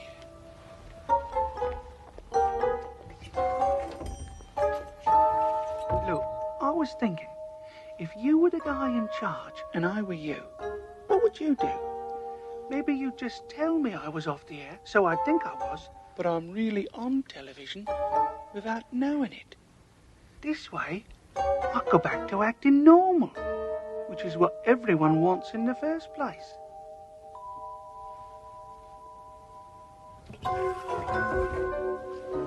Well then, John, good luck. Break a leg, as they say.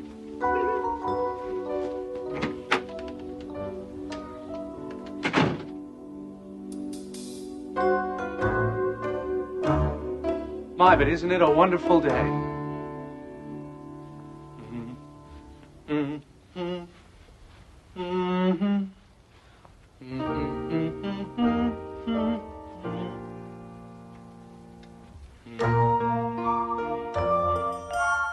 The next time you think people are talking about you behind your back, or a happy coincidence seems just a little too good to be true, check behind the bathroom mirror, or see if there are any channels missing from your TV. It just might be that John Selig's ratings have dropped and you've become a star in the phosphor dot world of the Twilight Zone.